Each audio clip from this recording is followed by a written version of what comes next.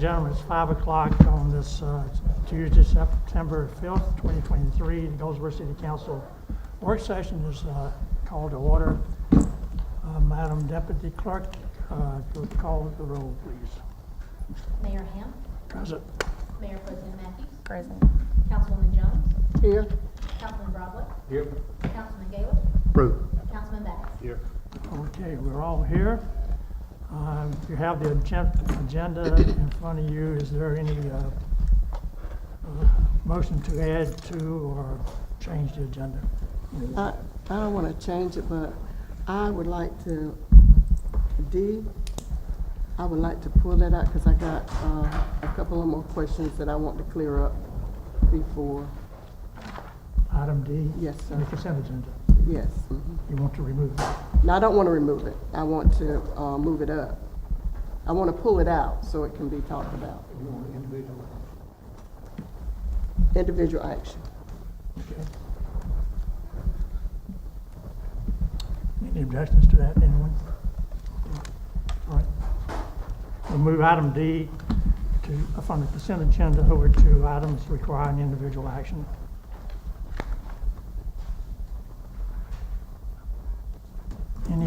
Anything else? Any other change? If not, could I have a motion to approve the agenda as amended? So moved. The second. Second. Or any just further discussion? If not, all in favor of the agenda as amended, signify by raise your hand. Okay. Motion is approved.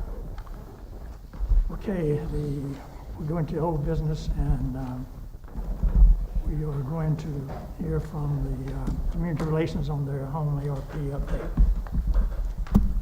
Good afternoon, ma'am. Good afternoon, Mayor and Council.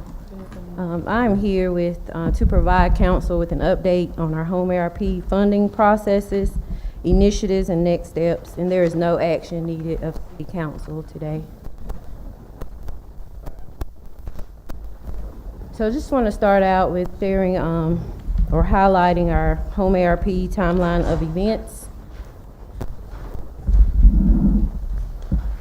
So on October 17, 2022, invited nonprofits made presentations to Council on how their respective agencies could best utilize home ARP funding. December 19, 2022, Community Relations and Development updated Council and informed that the initial focus for home ARP dollars should be centered on which eligible activities the city wishes to fund. Council moved to use funding for non-congregate shelter and supportive services. January 10, 2023, the Commission on Community Relations and Development agreed to recommend to Council that the home ARP allocation be split at 60% for non-congregate shelter and 40% for supportive services. January 23, 2023, the Community Relations and Development and Commission on Community Relations and Development presented to Council. Community Relations and Development Chair made the recommendation of the 60-40 allocation split. Council moved to distribute remaining funds minus the 15% administrative dollars at the 60-40 split as recommended.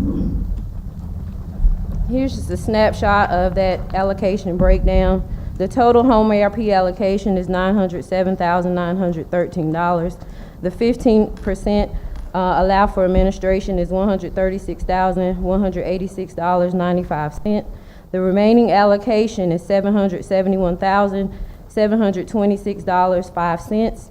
The 60% for non-congregate shelter is $463,035.63. And the 40% for supportive services, $308,690.42. To date, the Community Relations and Development staff are continuing to comb through the federal regulations on home ARP administration, non-congregate shelter, and supportive services. Also to date, the department has reviewed city-owned properties as possible non-congregate shelter options, as well as locally owned properties as possible non-congregate shelter options. The department will continue and has scheduled consultations with HUD. And lastly, the department is working to develop the required non-congregate shelter program guidelines, supportive services program guidelines, home ARP underwriting and subsidy layering guidelines, non-congregate shelter unit project pre-application, and the non-congregate shelter unit project RFP. Our next steps for the home ARP funding, we plan to return to council for approval of program guidelines no later than October 16th. We will post RFPs and pre-application before the Thanksgiving holiday. We will, by that time, identify owners, developers, or agencies to operate non-congregate shelter and provide supportive services by the end of the year, December 31st. And then lastly, we will plan to enter into written agreements with vetted agencies between January and February of 2024. And that is all I have. Thank you. Anyone have any question of Felicia on this, how we're moving? I'm glad to see we have a plan here and that there's some timelines in there as well. Thank you so much, Mayor. Thank you, Council. Please keep the council Thank you. appraised of how we, where we are on these line items. Yes, sir. Will do. Timelines, I should say. Oh, thank you. Thank you. Okay, we're going to be entering a conversation now about our police department and fire department pay updates, and I'm going to ask the the manager to give us a little introduction on this. Thank you, Mayor, council members. Given our Goldsboro Police Department and Goldsboro Fire Department personnel shortfalls, I asked Chief West and Chief Stempien to address their operational and pay concerns for council consideration at the last council meeting. Now we're coming back to council for some direction. Pay option A is preferred by the chiefs, and they'll be talking about that shortly. Pay option B is a more affordable option and places Goldsboro Police Department and Fire Department between our nearest competitors, Smithfield and Kinston. Additional options were requested by council at the last meeting to consider implementation sooner than later, and these options talk about implementation in the second quarter of this fiscal year or the first pay period in October as opposed to the third quarter in January. I'd like Chief West and then Chief Stempien to provide their updates to council for council discussion and decision, and staff can bring back a resolution for council approval on September 18th if so decided. Chief West? Good evening, Chief. Patrick. Good evening, Mayor and Council. Just to update a couple of the slides leading into the crux of my discussion, and I'll get to that. Just with the vacancies, last time I was up here 2 weeks ago, I was at 33 vacant. Right now I'm at 34 vacant. I anticipate to be at 35 vacant by the end of this month. And I've got two also officers that are in a background with another agency. So if everything keeps going like it's going, I'll be 37 short in about 6 weeks. Crime data, we just released some this morning, so I'll just update that briefly. With crime data, as far as Part 1 crimes for the month of August, right now we're tracking 40% increase this August compared to August of last year. And then year to date, overall Part 1 crimes for the city of Goldsboro were up 17% overall, so we're still trending up with our crime rate. ShotSpotter, similar. August numbers for ShotSpotter, the alerts are up 47% for this month compared to this month last year. And year to date, August to August, this year to last year, we're up over 68%. So another increase with our ShotSpotter data. So things are not getting better as far as that's concerned. Salary comparisons, the proposal A that I put together the last time, the only update on that is this slide here shows that the adopted budget. This is my proposal. And the overall cost for that was $831,000. That would put us down $831,681.22. So there's no change on that one.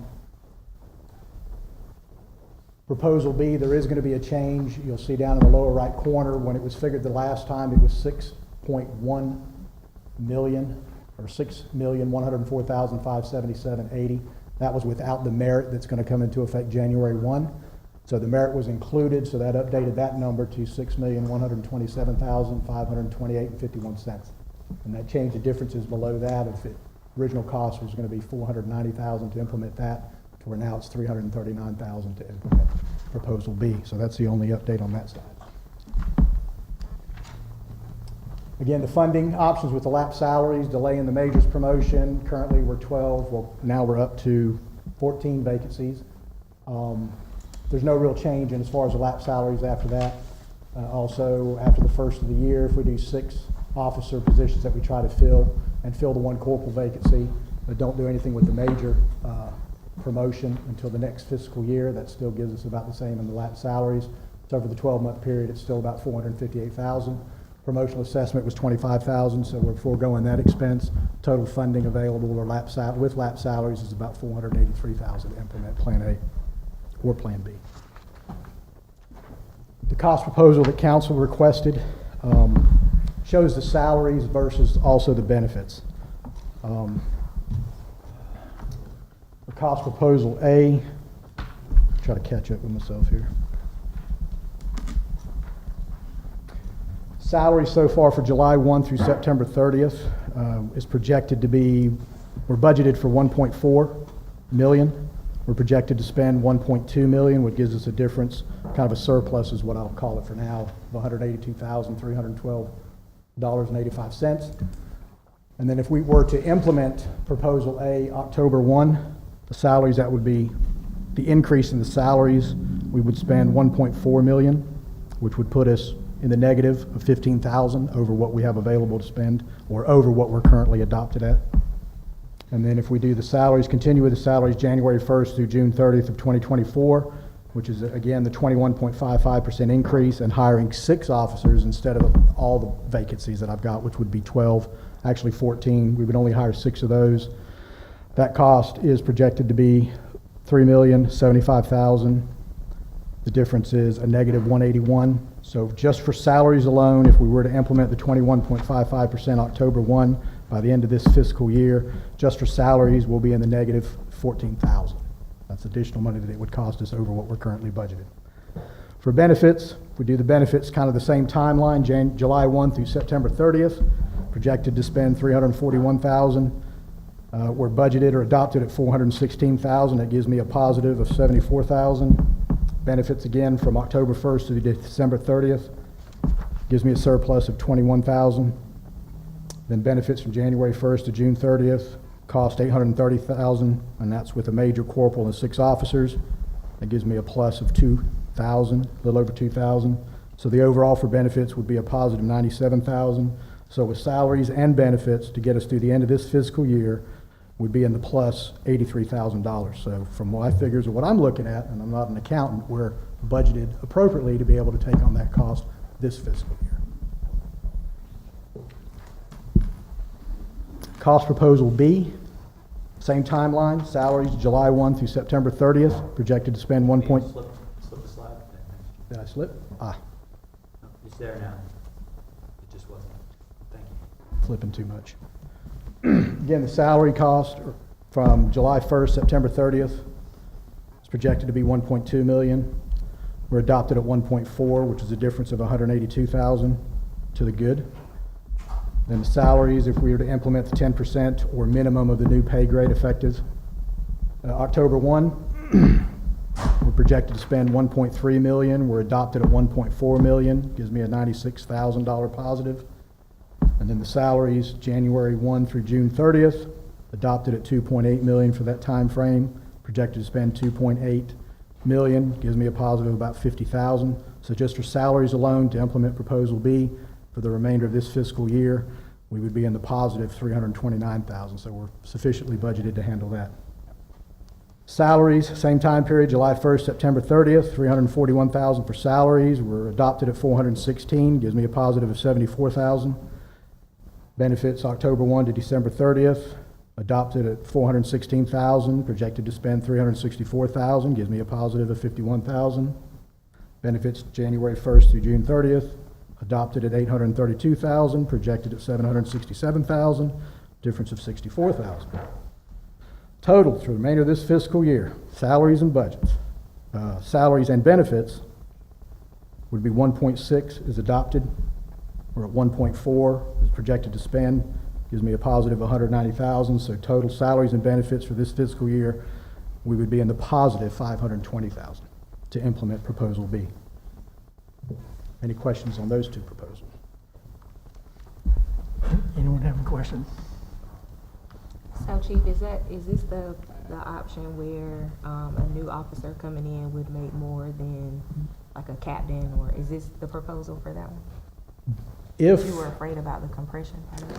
this, both of them actually address compression. The 21.55 means everybody from officers starting all the way up to the majors would get the 21.55%. Everybody will move the same amount.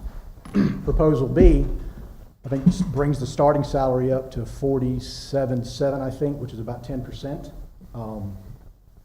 Might be a little bit higher than 10%, but it might be 10%. It's about 16% for your starting 16%. salary, and then how you adjust going on. And then you'll adjust the other ones, officers, and I think actually this proposal B, I think, doesn't do anything for the majors, which means the captains will outrun the majors.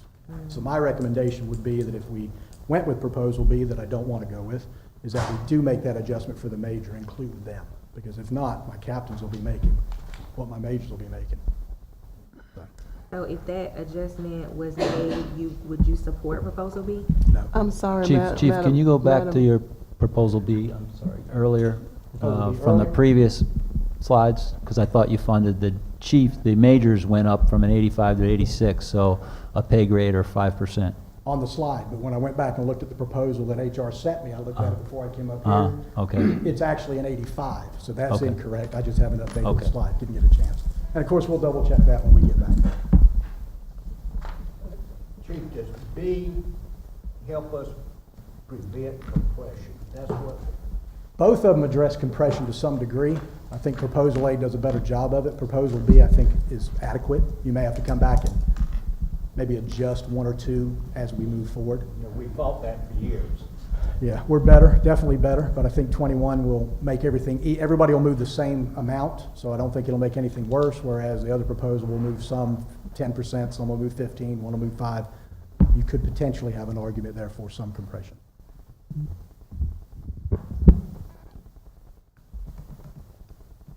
Chief, if you could real quick go back to proposal B slide from previously.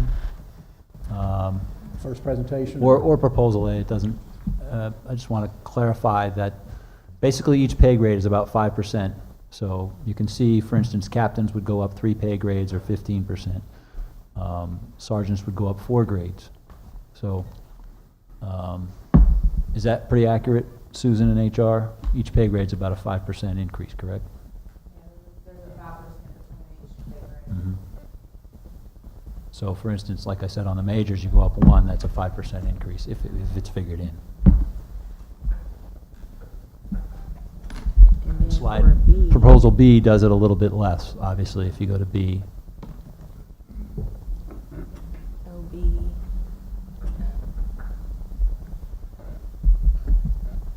And the reason for the pay grades, the 21.55%, it moves everybody equal amount, but it also puts them in a better pay grade or a different pay grade, because right now, the pay grades, you can see that there's, 3 between a police officer and a corporal, but there's only 1 pay grade between a corporal and a sergeant. It kind of balances them back out to where you have kind of a better spread between the two, to where that'll prevent future opportunities for compression or a corporal outrunning a sergeant or a sergeant outrunning a captain. It kind of gets the pay grades a little bit more separation between them.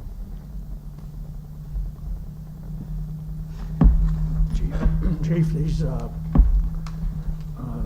proposal here, this is on top of the increase that we approved effective this year's budget. Is that correct? Yes, sir. Okay. Can you go to the last slide, Chief? Yeah. That one you didn't talk about yet, right? I haven't, not directly, but yeah, for the fiscal year 25, for the upcoming budget, if you chose to go with Plan A, Proposal A, then in the next budget, you would be looking to at least increase that over this year's budget, over $963,000. Whereas if you go with option B, then you would be expecting to increase next year's budget $329,000 over this current fiscal year budget.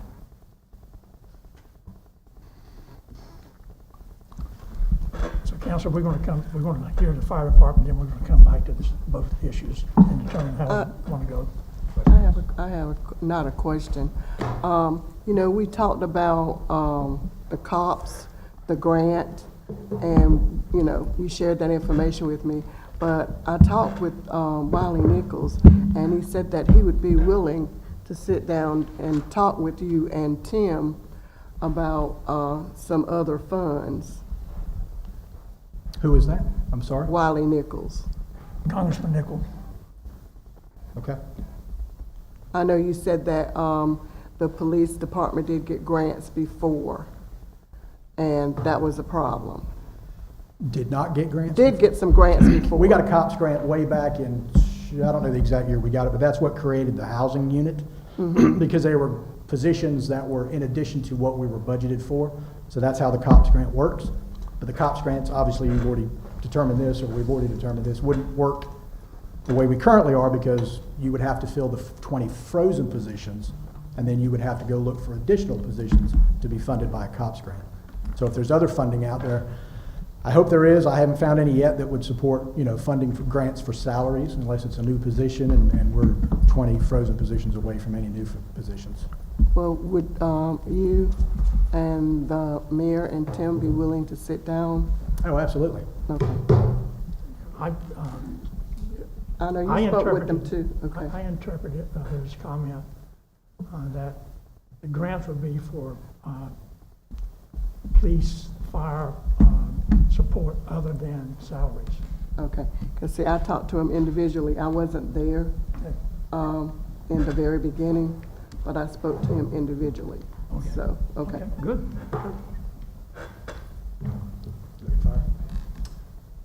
Yes, please, unless council has more questions for you, Chief. Thanks, Chief.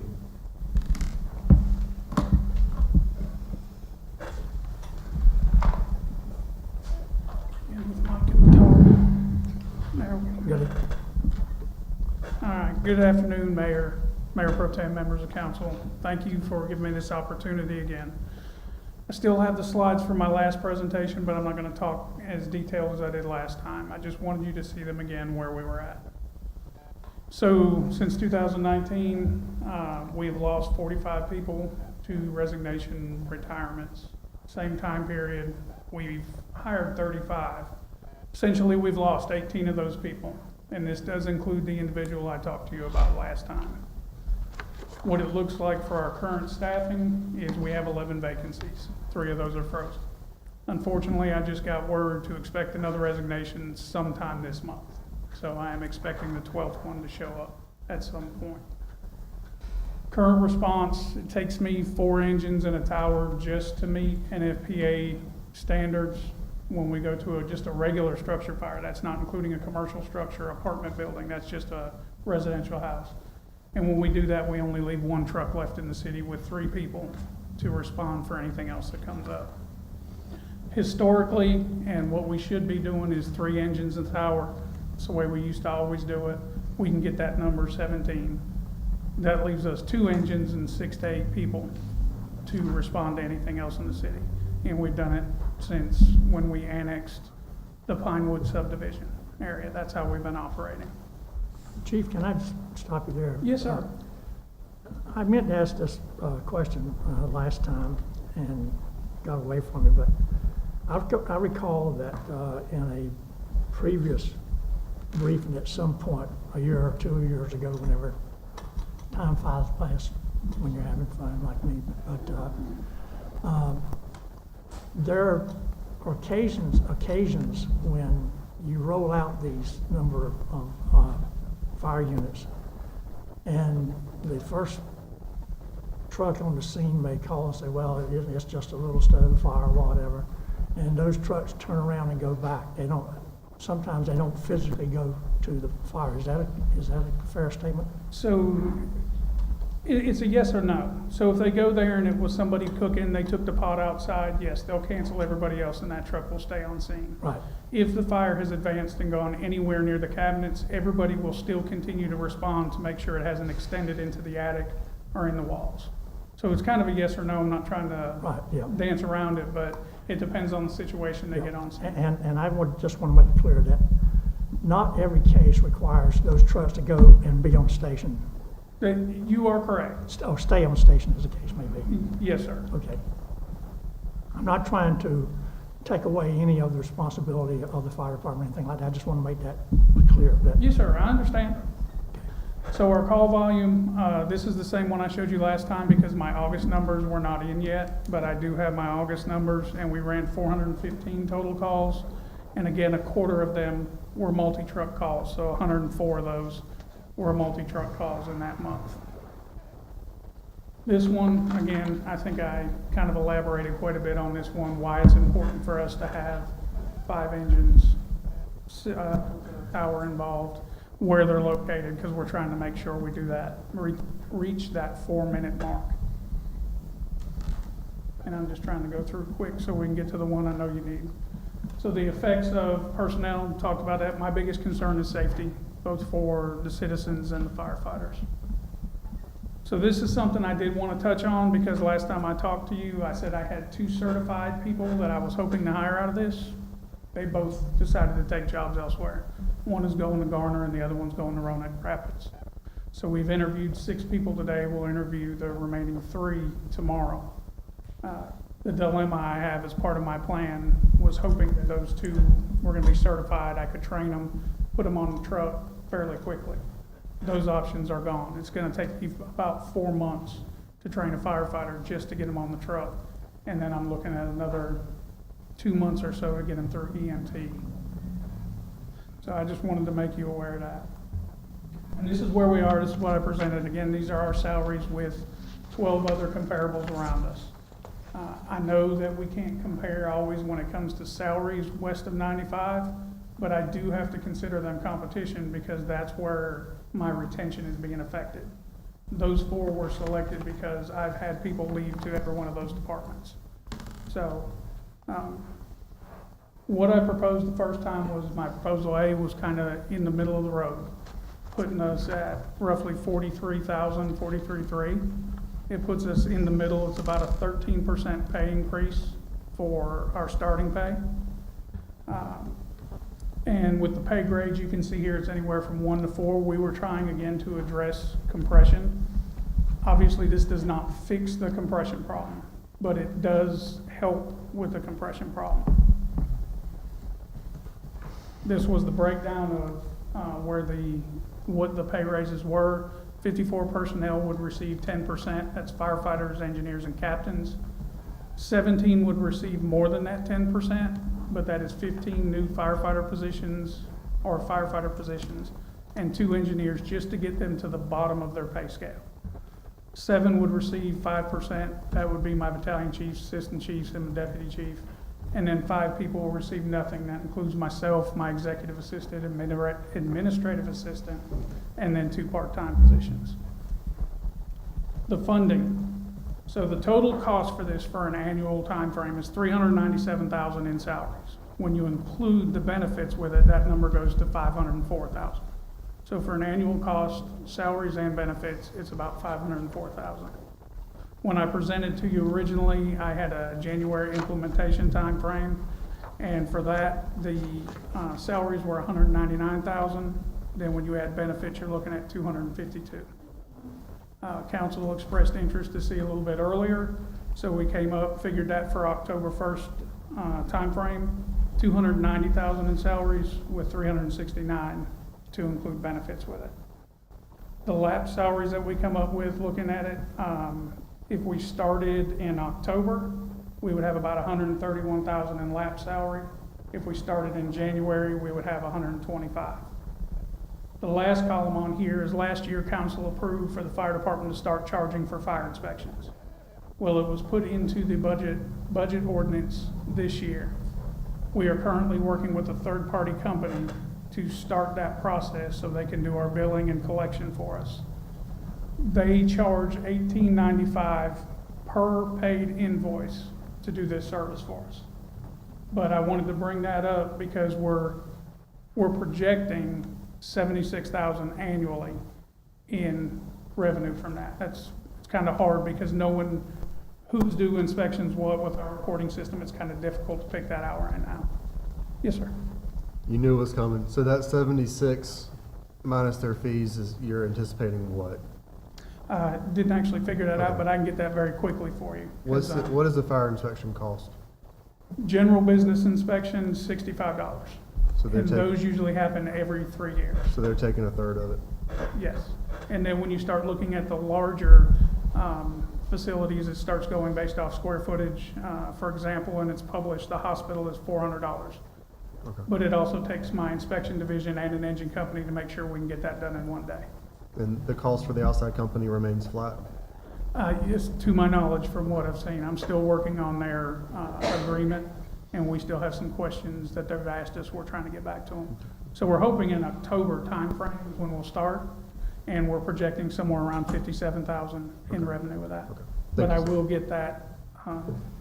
You're fine. I was looking for a ballpark. Okay, I couldn't even swag it because Yeah, I wish I could. you're good. All right. So, was asked to create an option B for the council to review. Was given the parameters of where it needed to be, kind of along where PD was. This is an 8% increase. Now, I think this plan will help us turn towards the right direction, but I don't think it's gonna correct the problem, and I don't think it's gonna put us in a competitive spot in the market.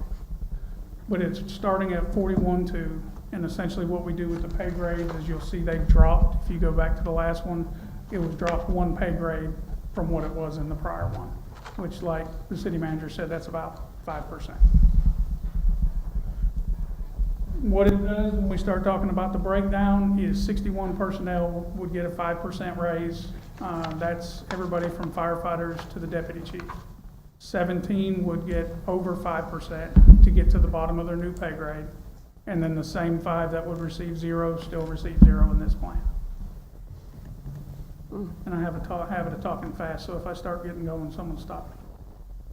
All right, the funding, or what the cost is for this one, a full year for this plan is $220,000 in salaries. But when you add benefits, the full cost is $279,000.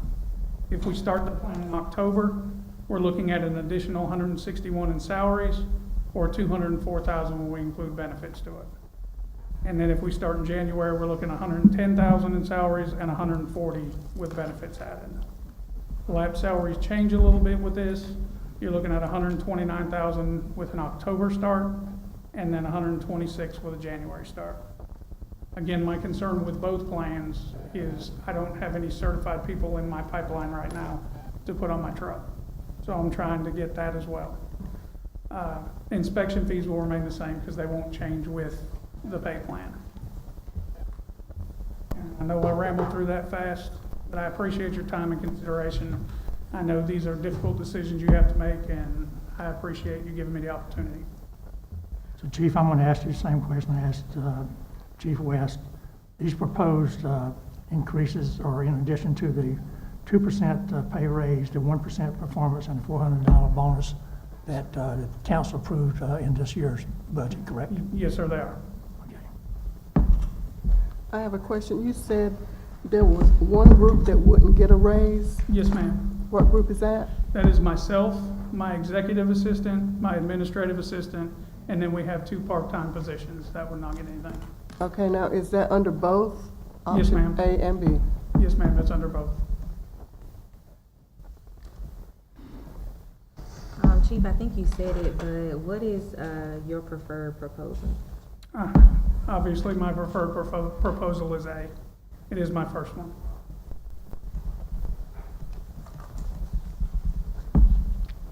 Any other questions for the chief? Thank you. Thank you, Chief. Thanks, Chief. So, do you have any other comments, Ms. Salmon? No, sir. I mean, I very much appreciate what our police and firemen do for us. They should be paid fairly for the services they rendered, and that's why we're here in front of council. But we also are responsible for making the bottom line work. We got to understand the implications to the current budget, which is doable. Chief, the fire department's offset is not enough to cover their increased cost. In both cases, the police department's offset because of the lapsed salaries is enough to cover it this year. But the bottom line slide, is what it's going to impact on the next budget. And, if you add the police department's $1 million cost and the fire department's $500,000 cost, that's $1.5 million you're going to have to come up with in the next budget cycle. So, as a reminder, we took $1.5 million from fund balance to balance the budget this year. So that makes it pretty difficult the next budget cycle to match. I think, Chief, the council has heard your proposal. I started to say plea, but I like to keep it as a proposal. And council, I think we all are sitting here with the intention of making some increase happen. And the time frame is that if we come up with a recommendation, consensus of a recommendation tonight, they would bring it back to us at the next meeting in the resolution and could start the pay raise effective 1 October. So we have a plan A and a plan B before you for both fire and the police department. What are your comments? Yes, sir. Mayor, my fear in doing both of the, sorry, I realize that they're now bumping up the gain, which is going to cause feedback. So my fear in adopting the high options for both is that is a monumental shift to the budget that we approved last summer, and will basically be tying the hands of a future council, the makeup of which we do not know, but we know it will be dramatically different come this spring and this summer. During that process, I will be in favor of trying to hit the high options. But where we are today, I think the appropriate action, because we have to take action. I'm absolutely going to make a motion that we take action. But I think we have to take action for something that fits basically within the budget that overall was approved for this year, that sends a message that we hear you, that we're going to do something further, that we go ahead and get effective October 1st. And so I definitely want the council to be encouraged to make a move. I just personally, from a fiscal standpoint, I would be hesitant to take that big of a chunk when it's about to be a major turnover of council. Okay, so what you're saying that if we take the high option, then the next council, whomever they may be, we have already set their budget to a higher tax. That's what you're saying? Not necessarily. I think it's too early to say if it would be a higher tax, but we're setting a absolute message that something's going to happen. It's either going to be tax or it's going to be major cuts somewhere else. And I think that's a decision that obviously is a hard decision that's going to be made, and it's going to be handled professionally. But I don't know that we're in a position to be able to make all of those decisions for the future tonight. But I know that we have to do something for our first responders tonight. Did that answer your question? I have just one thing, City Manager. When we raise taxes, 1 cent, right now, as we said, how much money does that raise? About 270,000. In other words, 1 cent will raise it 270,000. When we're talking millions, 1.5 million is 6 cents, we're maybe 7. We're looking at raising taxes to the property owners. And we know we're gonna have a better budget, not a better budget, a new, we're gonna have more in the fund balance. We know some. So I agree with Councilman Gaylor that I don't wanna handcuff the next council coming in. But I know, if I want to, both fire department and police department definitely need some raises. We need to be competitive. I agree. And we need, but we don't want a handcuff coming down for the next council. And we start talking millions, we're talking 5 and 6%. 5 and 6 cents on the. I agree with you, and if the next council wants to make a decision when they're in, they can adjust. But I think we're handcuffing the next council with us with maybe 4 or 5 more meetings. Okay, so City Manager, you're saying ma'am. that if we do the high end tonight, if we agree, all of us agree, to do the high end, then the next council can come in and change? I thought. No, no. Okay, all right. I'm saying if you I want to do make if that you- clear. I if want you- everybody to understand that. If you do option B, which is the lower level, initially, and the next council says, that's not enough, they can upgrade it They can upgrade when they're, whenever they want, Okay. should they choose to do that, depending on what the outcomes are of the pay increase. But we would definitely not want to go backwards, I don't think. Any other comments? I mean, I'm thinking about the new council, but I was also a part of a new council that had to take on a set of problems, but that's not my first concern.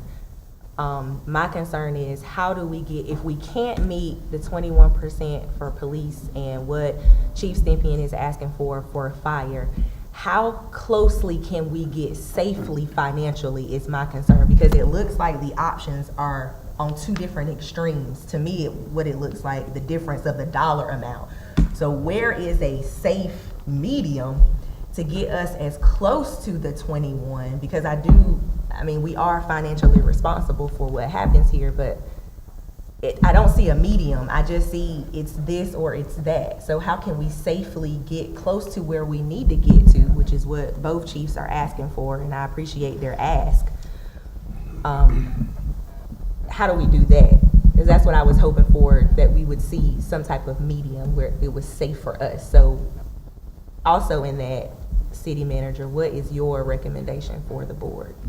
My recommendation would be Plan B, implementing sooner than later in October.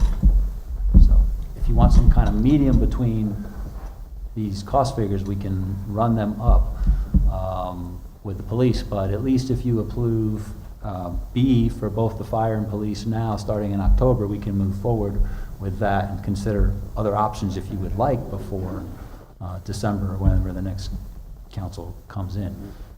But that'll allow the HR departments to work with the police and fire to make sure they have the numbers right. We can do a resolution to define that, and then Catherine can make the changes in the budget itself so that people are paid properly. Starting the first pay period, October 4th would be the first pay, and I think that pays out when, Catherine, October 20th, something like that. That's my recommendation. Any other comments?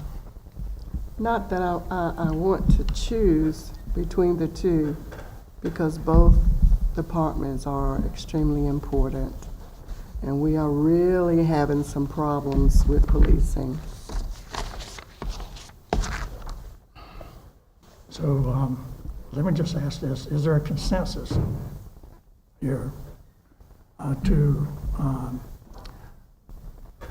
adopt proposal A for both the police and the fire department?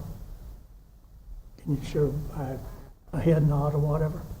We're not taking a vote tonight, just trying to get a consensus that we can give the manager so they bring back a resolution at the next council, putting official vote before us. Okay, how about consensus for proposal B for the fire and the police department? Head shake. Yeah. Okay. I think you got a majority. Do you want to start in October or January? October. October. Okay, we'll put that together. Okay. And bring Just it get back their to the money next to council them, meeting man. for adoption. Okay. Thank you. So no middle, just A or B, so no middle. Well, do you want to wait till we develop a middle ground? I don't or- want to keep waiting, and I get that. It's just, if we can do better, let's see how we can do better. If we can't, then because I'm not satisfied with either of those. Yeah, I mean, Well, if we Well, have to. can we go- look at A for, like I said, I don't want to make a difference, but can we look at A for the police and B for the firemen? No? Yeah, Good. but let me act, Mayor Pro Tem's Explain what comment. that would look like. Mayor Pro Tem, we have two calculated proposals I here just know before we us. had to do something for the If we police. said, okay, let's go to X percent, then that means this is going to get delayed another 2 weeks at least, because they have to go Don't need back and that. calculate that and bring the formulas back to us, and then we will entertain it. I understand, thank you. And what we're trying to do is get something on the books, so to speak, effective 1 October.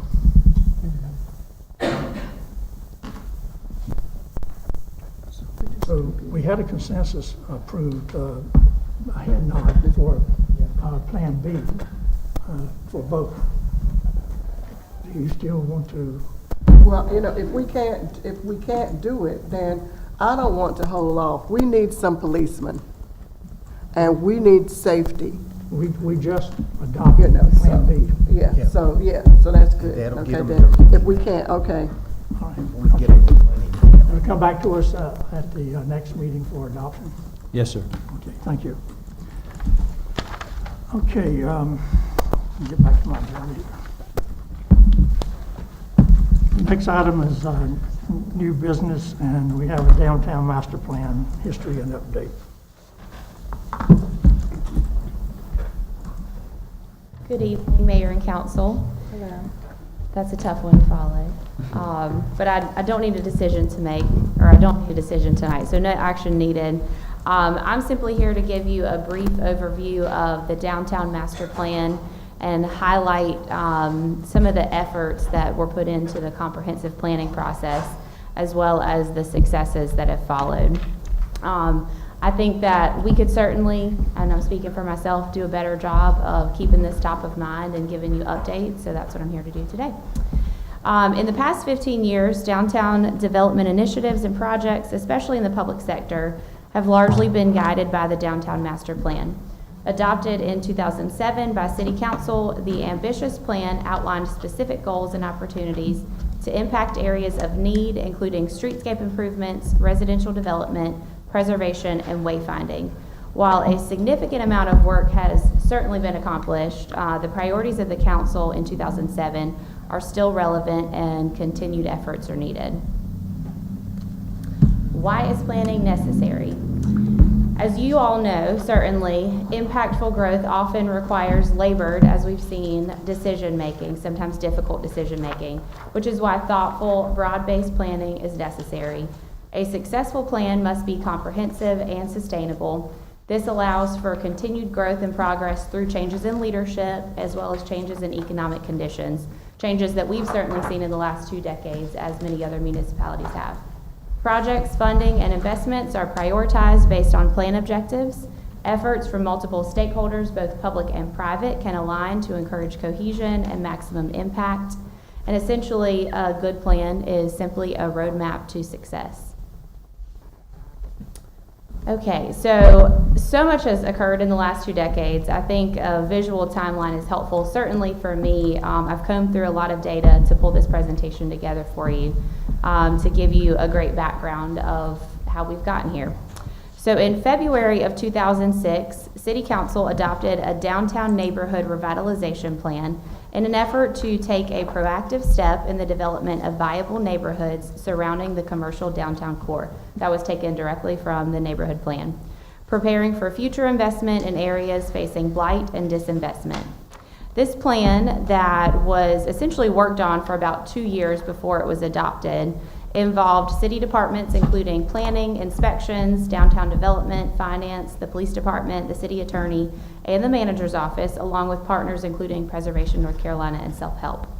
In April of the same year, Council also approved funding for the creation of a master plan of the greater downtown Goldsboro area, with the intent of developing a plan and vision for both the commercial core and its surrounding historic residential neighborhoods.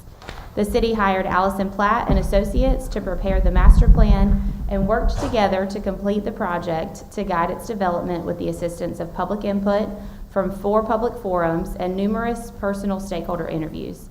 The process took 14 months to complete, simultaneously studying the historic neighborhoods and referencing needs and priorities previously identified in the neighborhood plan. So the neighborhood plan was essentially a stepping stone to get us to the master plan.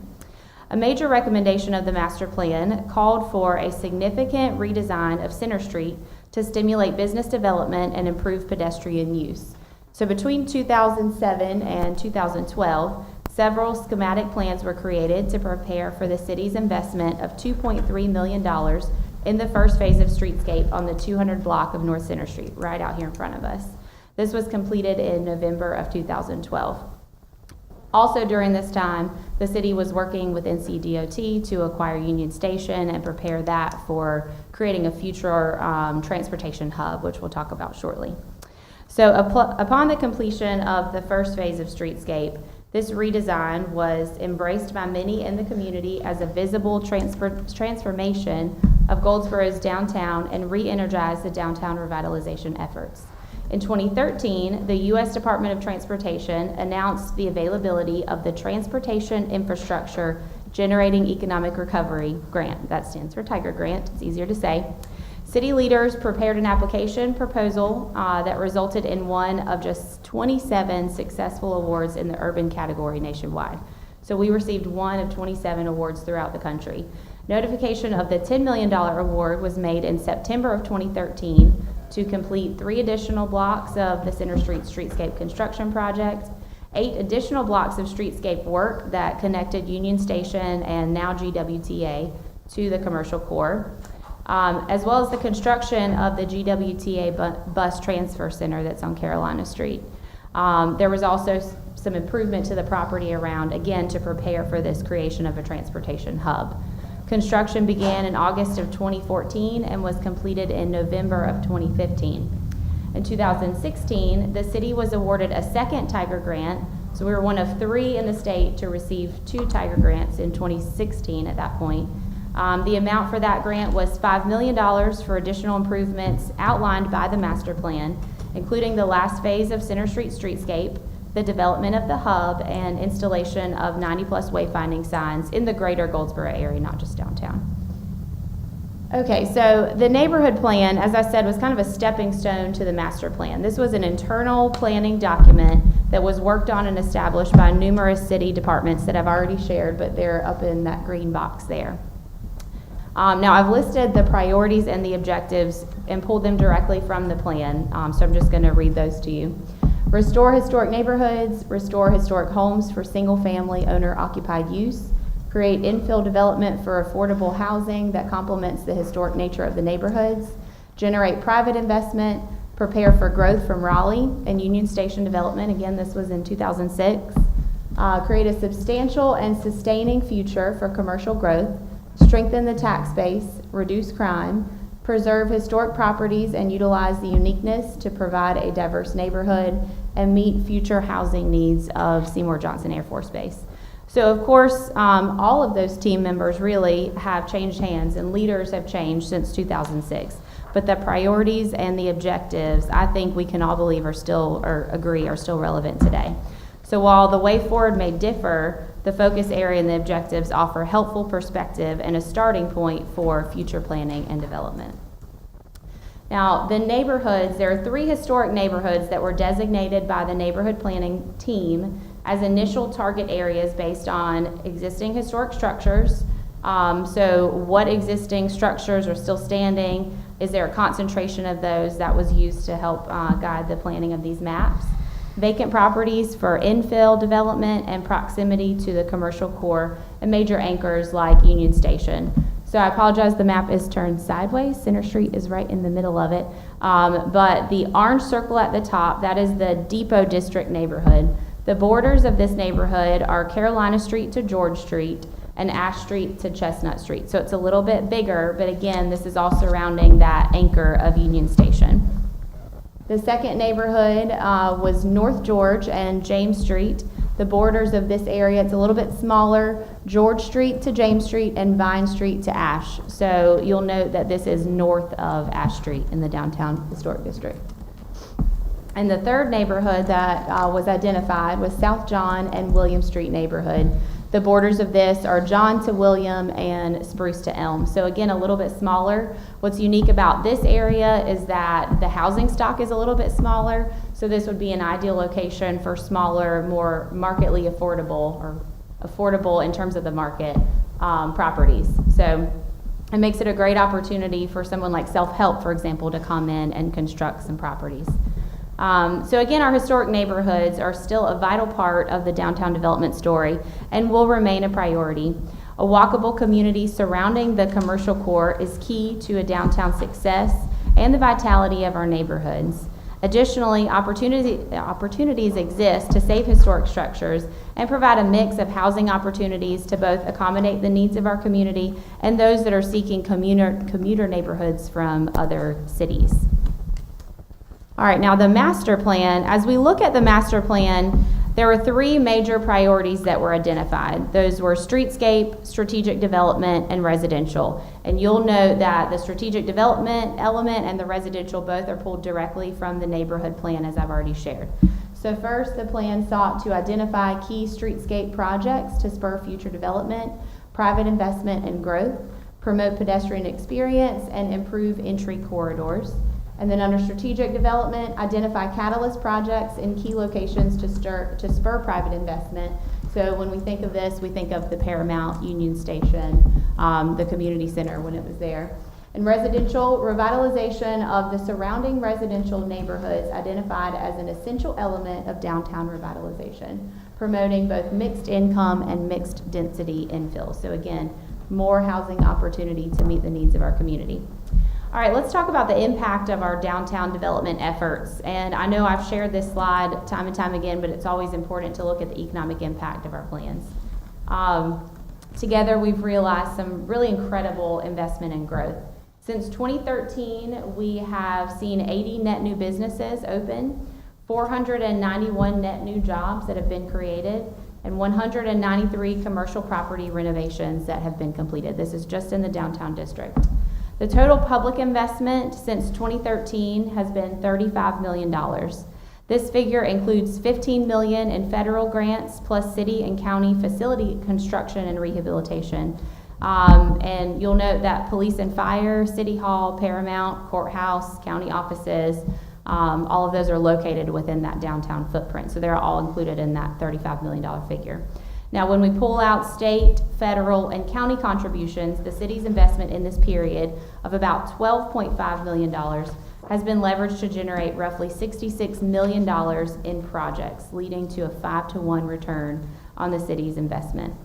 Having a comprehensive plan has certainly been key to realizing a lot of this growth.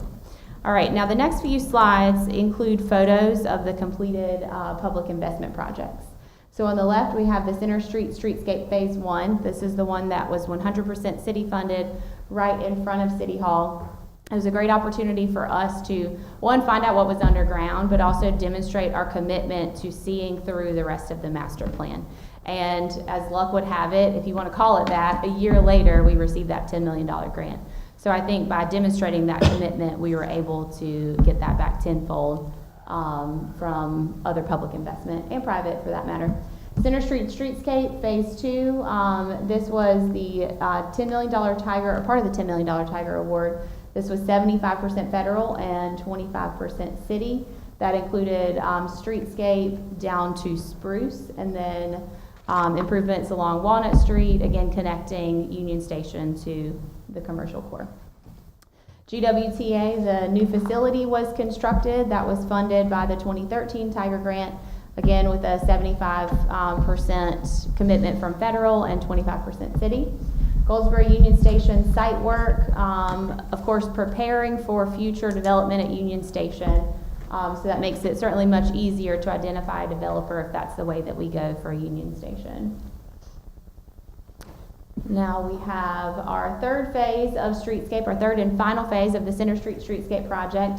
Again, this was funded by the 2016 Tiger Grant. So this was the completion of the last part of streetscape, the last 2 blocks of Center Street down to Elm, as well as the hub, which is our downtown park-like amenity that includes public restrooms, water fountains, you name it.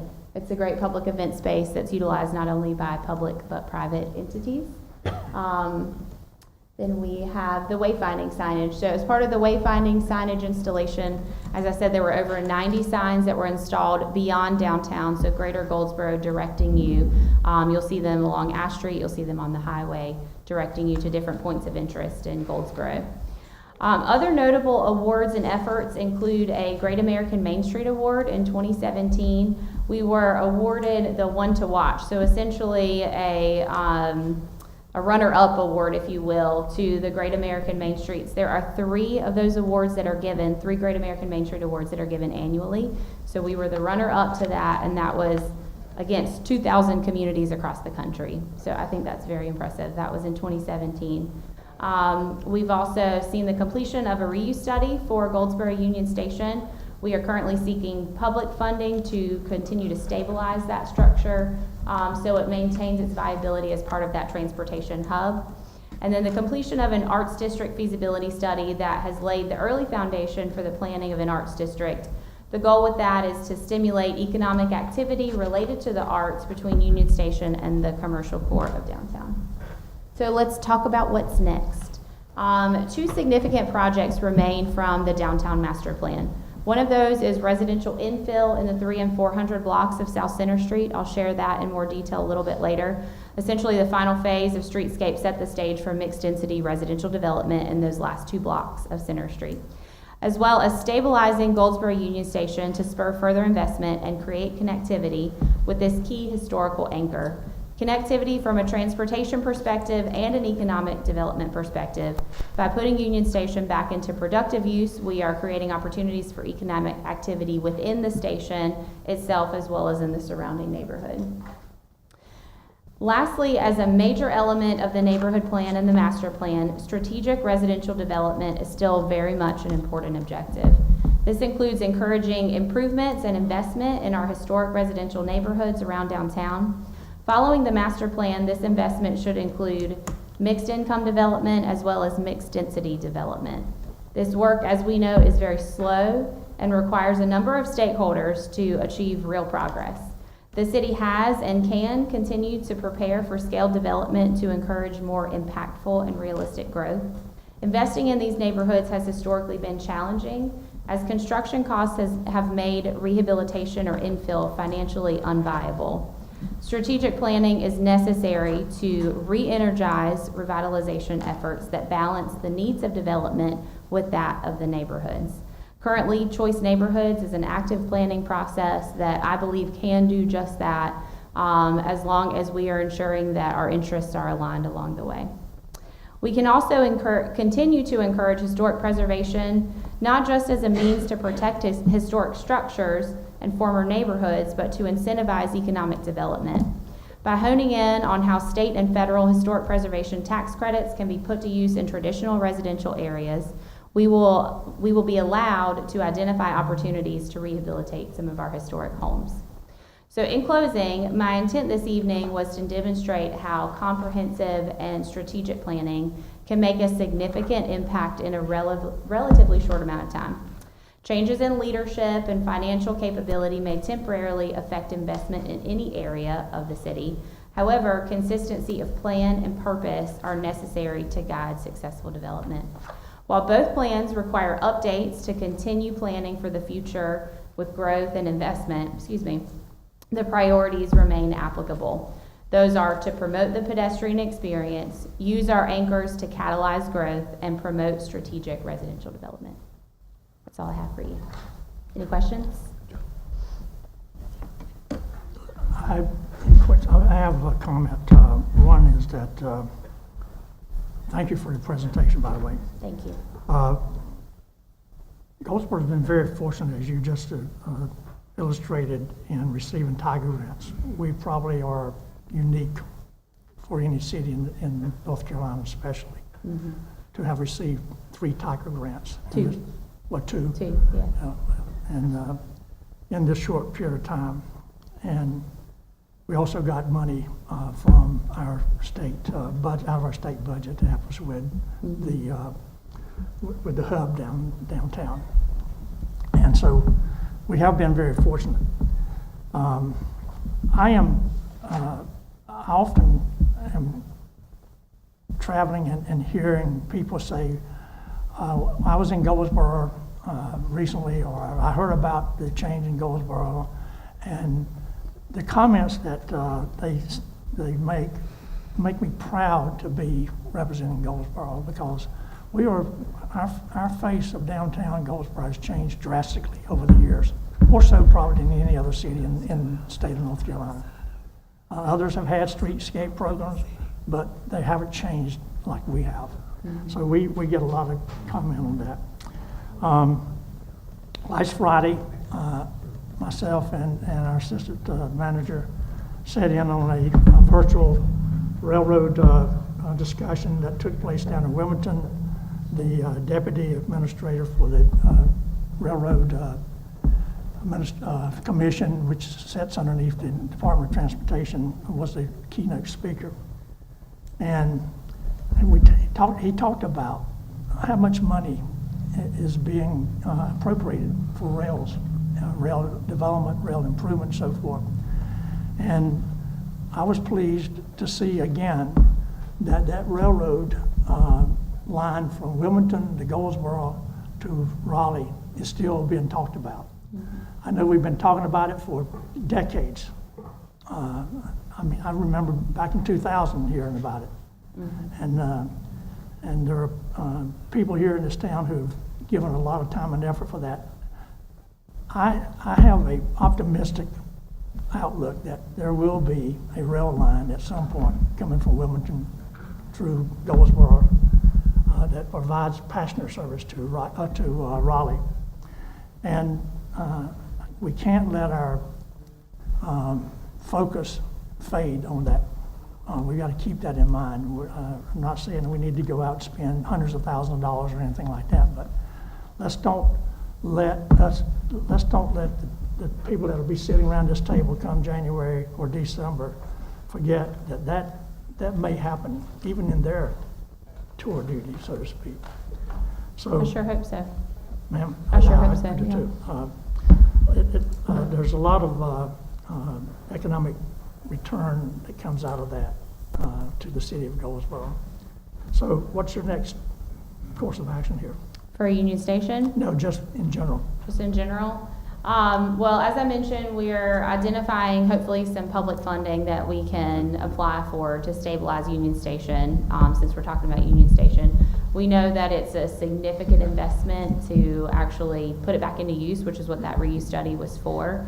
But we're hopeful that by identifying some public dollars to stabilize it, that it'll make it easier to attract a developer. Because while it is very historically significant, it is not that large. It's about 10,000 square feet. And we believe it'll take $6 to $9 million to develop it and put it back into use. So those numbers don't normally work out for traditional standard development. Incentives have to be brought to bear, so we're looking to federal dollars to help that along. In terms of the historic neighborhood and property, so I really wanted to bring this presentation tonight because I think there's some confusion maybe about the way forward with properties in the historic district. And I think it would be helpful to outline a plan or a process that could guide the decision-making when it comes to turning over property, whether it's to sell it or surplus it, what have you. And part of that is just looking back at these plans to see, are these properties part of a plan? What happened to acquire the property? How much money do we have in the properties? Have we demoed a home on the property? Is it, potentially viable for future development plans? So Greg and I have discussed potentially updating the, what's the ordinance? The ordinance for disposal of property, sale and disposal of property, or modifying that in a way that would require property within the historic districts. If any discussions happen about whether to turn it over, surplus it, put it out for bid, what have you, that the properties first go through the Historic District Commission. The Historic District Commission analyze the history of the property and then make a recommendation to the council. I think that could be a good opportunity to maybe avoid confusion and prepare a way forward if interested. So you're talking about surplus property Surplus. at this point in time? So for instance, I have a question. Along that line, those two houses on the other side of the greenhouse. Who owns those properties? That would be a great question for Does the- planning. Okay, does the city own those properties? They do not. No. We do They're not. privately owned. We've tried. They're to get privately it. owned? Okay. Yep. I do believe they're in the demolition by neglect process. Can you speak to that? Yeah. That's a great question for planning. Okay, yeah, I would like to know that. I've tried to look it up. I can't get any leeway, so I guess I'll come to you guys to see who owns Go to those the properties. County tax Okay, website, okay. and Yeah. just, all you need to know is the address, and they'll tell you who owns them. Now, part of the neighborhood plan involved looking at the tools that we have to address blight when it comes to property. And I think that's something that we should always look to other communities to see what they're doing successfully and consider bringing to the table. I know planning has made great strides in minimum housing, and I think have they not? At least at the planning process, anyway. I'm looking at you, Matt. Go ahead. Well, we need a more thorough approach to neighborhood revitalization, particularly in like the Choice neighborhood area. For example, we didn't put any money into demolition this year, but we're planning on using community development funds for that. But we need a more robust activity in that regard. We've just been short-staffed there too. So not gonna say that we didn't try, but we've got a lot more to do. And we need to have tools to help us do that. The Choice neighborhood's going to lay the foundation for doing a neighborhood revitalization strategy. The foundation plan will be in place. We can also use some of the tools that are within that toolbox that HUD gives us to make those revitalizations happen quicker.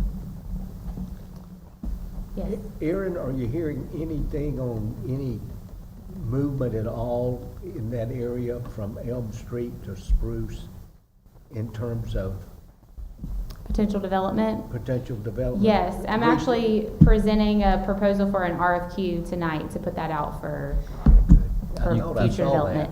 She'll sit down briefly and then come right back, because item D was pushed Right. off till items Okay. requiring individual action. But item D did deal with 200 North Carolina Street. Did you have the background on that one? I hesitate to give you the specifics because I don't have it in front of me, but I know that the property was acquired by, what's the word I'm looking for? It's acquired by city and county for, yes. Exactly. Back in maybe 2005, 2006. And there was a structure on the property until 2015, 16. The city demoed the property at that time. So the city has invested in that property by way of demo and I would assume maintenance, things like that. But it has been owned by the city for quite some time. It is within this Depot District neighborhood that was outlined as part of the neighborhood plan. Is it It's in the within historic that. district? It is. Well, we'll discuss it a little later. I didn't feel that this was the time to talk about it, but I do have some concerns. I'll double check the That I historic will share. district. Absolutely. Brandy, I'm looking at this right here. So I'll double check and make sure it's in the historic district. But I do know that it's in the neighborhood plan footprint. Yes, ma'am, I'm sorry. No, I just said that I still have some questions, and we'll talk about it at the time that we designated. Yeah. I do think that's a good example for the potential update to that process. You know, I think having a specific process could help all of us along in our decision-making process. No matter how you go about it, getting all the information in your hands is going to be helpful. So I would propose updating or considering updating the ordinance to do something like that. Yes. So, Ms. Fonseca, something I've always been impressed about the Downtown Development Office, and then of course the nonprofit that is tied to it, that's the Downtown Development Corporation, is the volume of volunteers, the amount of fundraising that DGDC, the separate corporation, can do, because there's no city dollars that flow into that. But also some of the work that office has done over the years with, an incubator study with, can you talk a little bit about those different things that the office over the years has tried to do to kind of push these plans along, both from, I guess, the private side as well as the public side? Whatever comes to top of mind. Right. Well, the first word that comes to my mind is advocacy. We like to tell our volunteers and our board members that our job is to educate, their job is to advocate. We can't necessarily publicly advocate for any one project, but they can. So they have always been phenomenal advocates when it comes to rallying support around projects and around funding. And to your point, the studies, yes. The nonprofit has funded some of those studies on their own, seeing opportunities for economic impact in certain areas. The potential for an incubator came about, and the nonprofit set aside funding to do a study on the potential for an incubator downtown. And we've used that study to have conversations with other parties, the community college being one, about potentially bringing something like that into viability. The Arts District study, that was privately funded through the DGDC as well. So yes, they do a lot. Certainly, they are volunteers. They put in, last year, 8,400 hours of their own time. Ms. Matthews, I know you're on the board, so you've been there, you've seen it firsthand. But they bring a lot of that to bear to support what we do with a very small staff. And like I said, we can't be out in the community advocating for something like the master plan or Center Street Streetscape, but they sure can, and they've done a phenomenal job. Thank you. I just can't overstate the importance of following a plan and having a plan like the Choice Neighborhood Plan, that when we get that soon, and updating our plan so that when the time comes and the proposal comes before this board, that's significant. We don't look at just the process of gentrification, but it is a component of development that looks like the plan that we've adopted, that includes affordable housing, includes low to moderate, includes market rate. That's why we're setting the foundation now.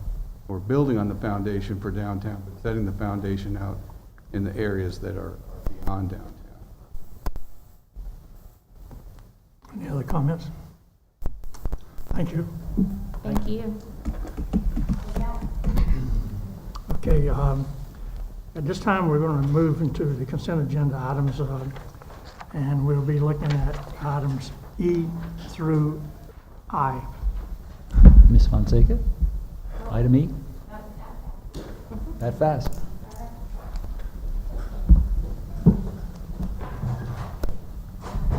Okay. Good evening again. Do I have I think I have a slide in here. Maybe? There we go. Okay. So I have item E on the consent agenda as well, Center Street residential infill RFQ. As part of the Center Street Streetscape project, the city completed the final phase of development on the 300 and 400 blocks of South Center Street, as I've just shared with you, between Spruce and Elm in preparation for strategic residential infill development. Completed in 2020, phase 3 of the Streetscape project included expanded sidewalk width, 3 additional roundabouts, including a partial roundabout to accommodate the Freedom Tree, a pedestrian linear park in the median. As you can see right there, that's what the little squiggly sidewalk is called. It's a linear park. That's the scientific name for it. Crosswalks, a bike path, on-street parking, decorative lighting, trees, and buried overhead utility lines. Streetscape construction also addressed slope issues on these 2 blocks, aged subsurface infrastructure, and added green space and unique median design elements to improve pedestrian circulation, to complement previous phases of the Streetscape projects, support residential development, and connect residents to the commercial core.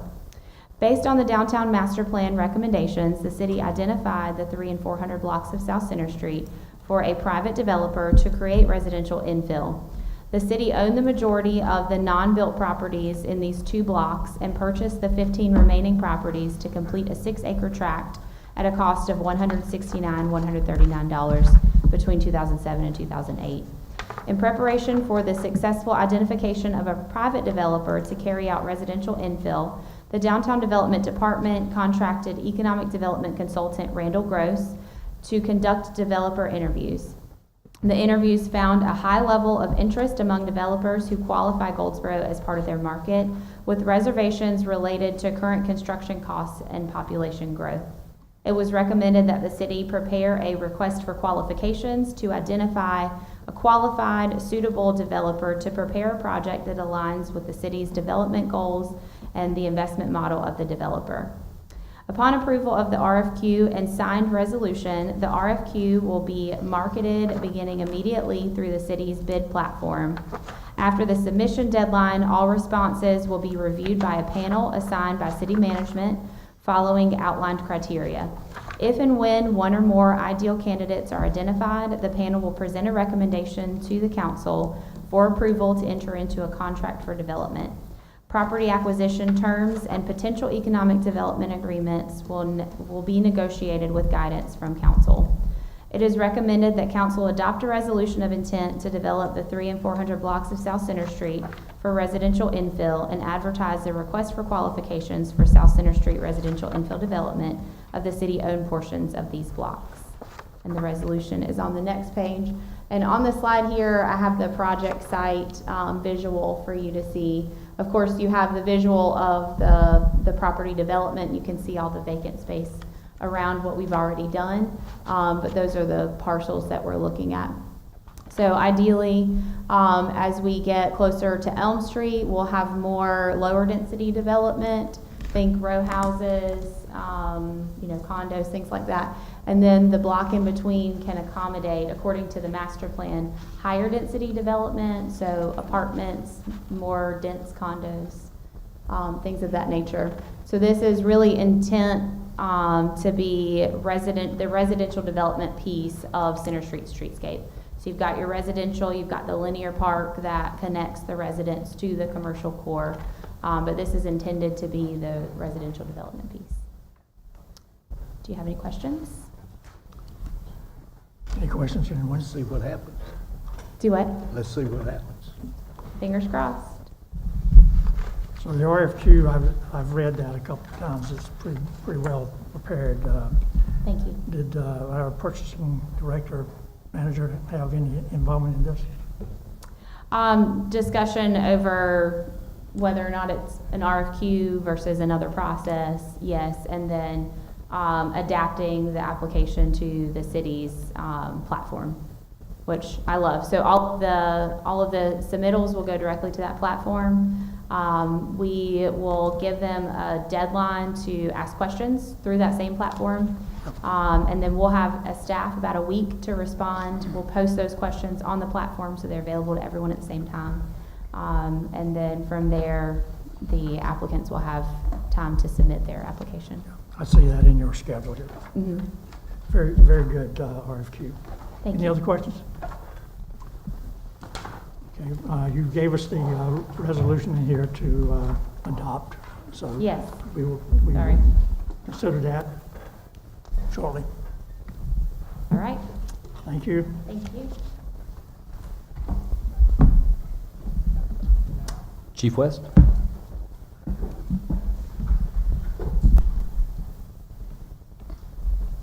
Good evening again, Mayor and council members. Item F on the consent agenda, temporary street closing, small batch craft event. The Small Batch Craft Market LLC has sponsored a craft fair to be held downtown to support local artists and makers of goods. This event will be hosted from 12 p.m. to 4 p.m. on the 200 block of South Center Street on November 12, 2023. Small Batch Craft Market LLC is requesting the closure of north and southbound lanes of South Center Street from Spruce to Chestnut from 10 a.m. to 6 p.m. As with all downtown events, affected city departments will be contacted and the following concerns are to be addressed. All intersections remain open for police department traffic control. 14-foot fire lane is to be maintained to provide access for fire and emergency vehicles. All activities, changes of plans, etc. will be coordinated with the police department. The police and fire departments are to be involved in the logistical aspects of the event. It's recommended by motion to grant the requested temporary closing of the northbound lanes of South Center Street from Spruce to Chestnut as stated above. Any questions? Questions?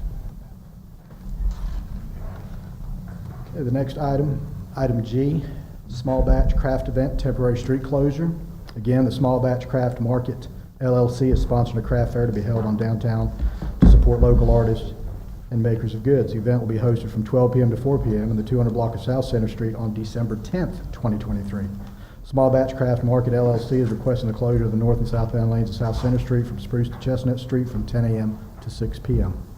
As with all downtown events, affected city departments will be contacted and the following concerns will be addressed. All intersections remain open for the police department traffic control. 14-foot fire lane is to be maintained to provide access for fire and emergency vehicles. All activities, changes in plans, etc. will be coordinated with the police department. The police and fire departments are to be involved in the logistical aspects of the event. It's recommended by motion to grant the requested temporary closing of the northbound lanes of South Center Street from Spruce to Chestnut as stated above. Any questions? Do you anticipate this is going to be a monthly event? What's that, sir? You anticipate this is going to be a reoccurring monthly event? I'm not sure, but at least for the next 2 months. I'll double check to see if it's going to go any I further. think this happens around the holidays, sir. Okay. Yep. Thank you. Any other questions? Okay. Okay, item H, Assistant City Manager Livingston, sale of the right-of-way. Thank you, Mr. Manager. On your agenda is the sale of right-of-way acquisition by DOT for project U4753. That's the widening of Wayne Memorial and New Hope, Wayne Memorial out to the bypass, New Hope going up past the new hotel. They needed that for utilities, right-of-way for utilities, so there's a resolution in there. We briefed you on this 2 weeks ago. Just need the resolution to legalize the sale of that right-of-way. Any questions? Anyone have any questions? Okay. Item I is workers' compensation coverage. This also was briefed to you 2 weeks ago, and we're bringing back the resolution for council approval. Anyone have a question on that item? It's in your packet. No problem.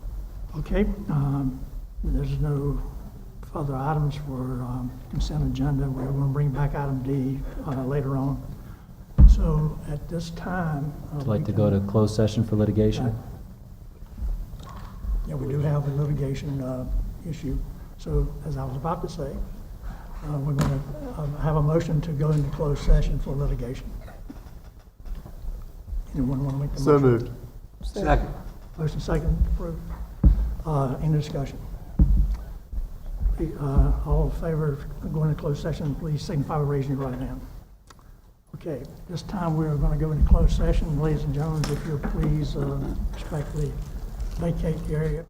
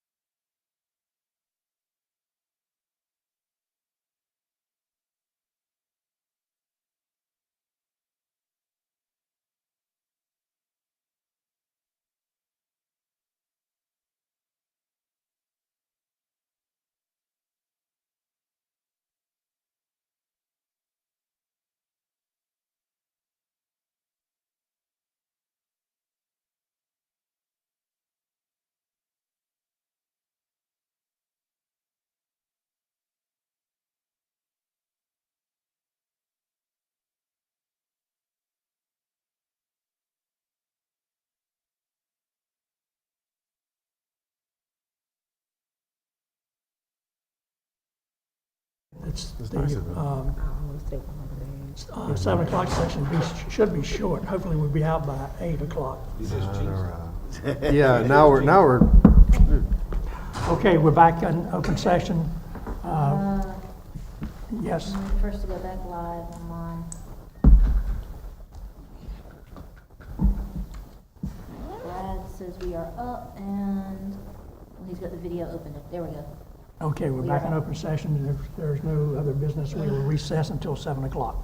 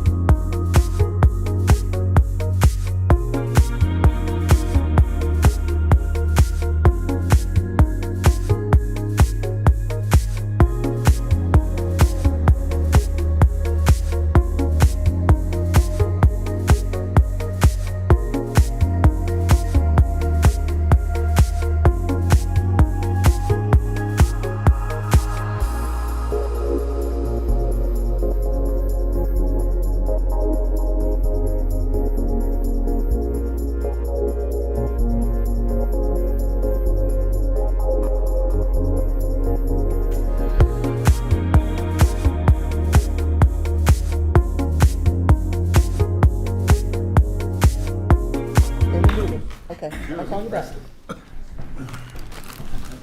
Good evening, ladies and gentlemen. It's 7 o'clock on September 5th, 2023. The Goldsboro City Council business session is in order. I'm going to ask the deputy clerk to call the agenda, call the roll, Mayor Ham, Present. Mayor Pro Tem Matthews, Present. Councilwoman Jones, Here. Councilman Broadway, Here. Councilman Gaylor, Present. Councilman Batts. Here. Okay, we're here. We're going to ask our resident councilwoman / prayer leader to lead us in prayer tonight, followed by the Pledge of Allegiance. So if you will, please stand.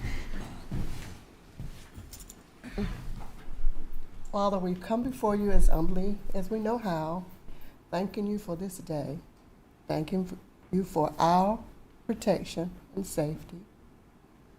Father, this council and the members in the audience desire to do the things that's right. Luke 12:47 says, "And I give you back your word, much is given and much is received." So while many of us were elected, some were appointed, but we were given gifts and talents. And those talents, Father, you require, according to your word, for us to do those things that are right for the city and to make the best possible decisions. And Father, we ask that we do that. We pray for a wonderful conversation, meeting, and discussion tonight, and that it will all be for the betterment of our city. Amen. Councilwoman Jones. Pledge allegiance.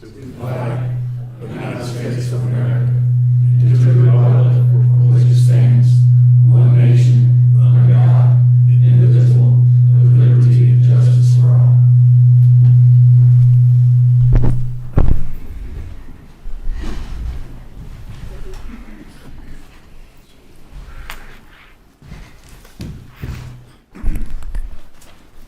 Okay, next item on our agenda is approval of the minutes of the work session and the regular meeting of August 21, 2023. Is there a motion to approve? So moved. Second. Motion made and second, in discussion. There being none, all in favor of approval of the minutes signify by raising your right hand. Okay, motion is approved. We have no presentation, so we'll go into public hearings. So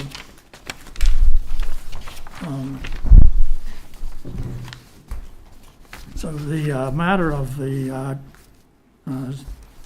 zoning 12-23 Deere and Automotive and Diesel Incorporated is on the agenda. I'm going to open the public hearing for this. If anyone wishes to come and speak, please do so at this time, for or against. I see no one coming forward, so I'll close the public hearing. Public hearing is now closed on this matter. The applicant has submitted a written letter of withdrawal and request for modification of the 6-month waiting period as it pertains to the rezoning request Z1223. Is there a motion to approve the withdrawal request and modification of the 6-month waiting period? Motion to approve. Second. Motion is made and second. Is there any discussion? If not, signify all in favor by raising your hand. Okay. Motion is carried. The matter is, Mayor, sorry. I would request that you voted to allow the withdrawal and a modification of the 6 month, but what is the modification? Is you gonna change that to 3 month or 2 month or 4 month? Maybe Mr. Tauker can give you an idea of what he suggests. Yes, sir. 6 months is what she's actually requesting in her letter. So that would be, Thought the standard April? was 6 months. She's asking it for it to be removed altogether, Mr. Attorney. So when she want to come back? Just whenever she wants to come back. Whenever she's ready, yeah. For what she's waiting. come on up, come on up. let me just read this to you. This is from Miss Jamie Deering, owner of Deering Automotive. She says, I'm writing in regards to our application for a change in zone for the property at 3019 North US Highway 117 Goldsboro. Our application was originally requesting a change in zone from R16 to actually highway business zoning district as advised by the planning department. However, Kenny Taunton reviewed the application after returning from a leave of absence and has advised us to withdraw our application and submit a new application requesting a change in zone for conditional highway business, as well as a request for a waiver of the 6-month rule. This will allow us time to resubmit our application at the next month's meeting with our site plan in place.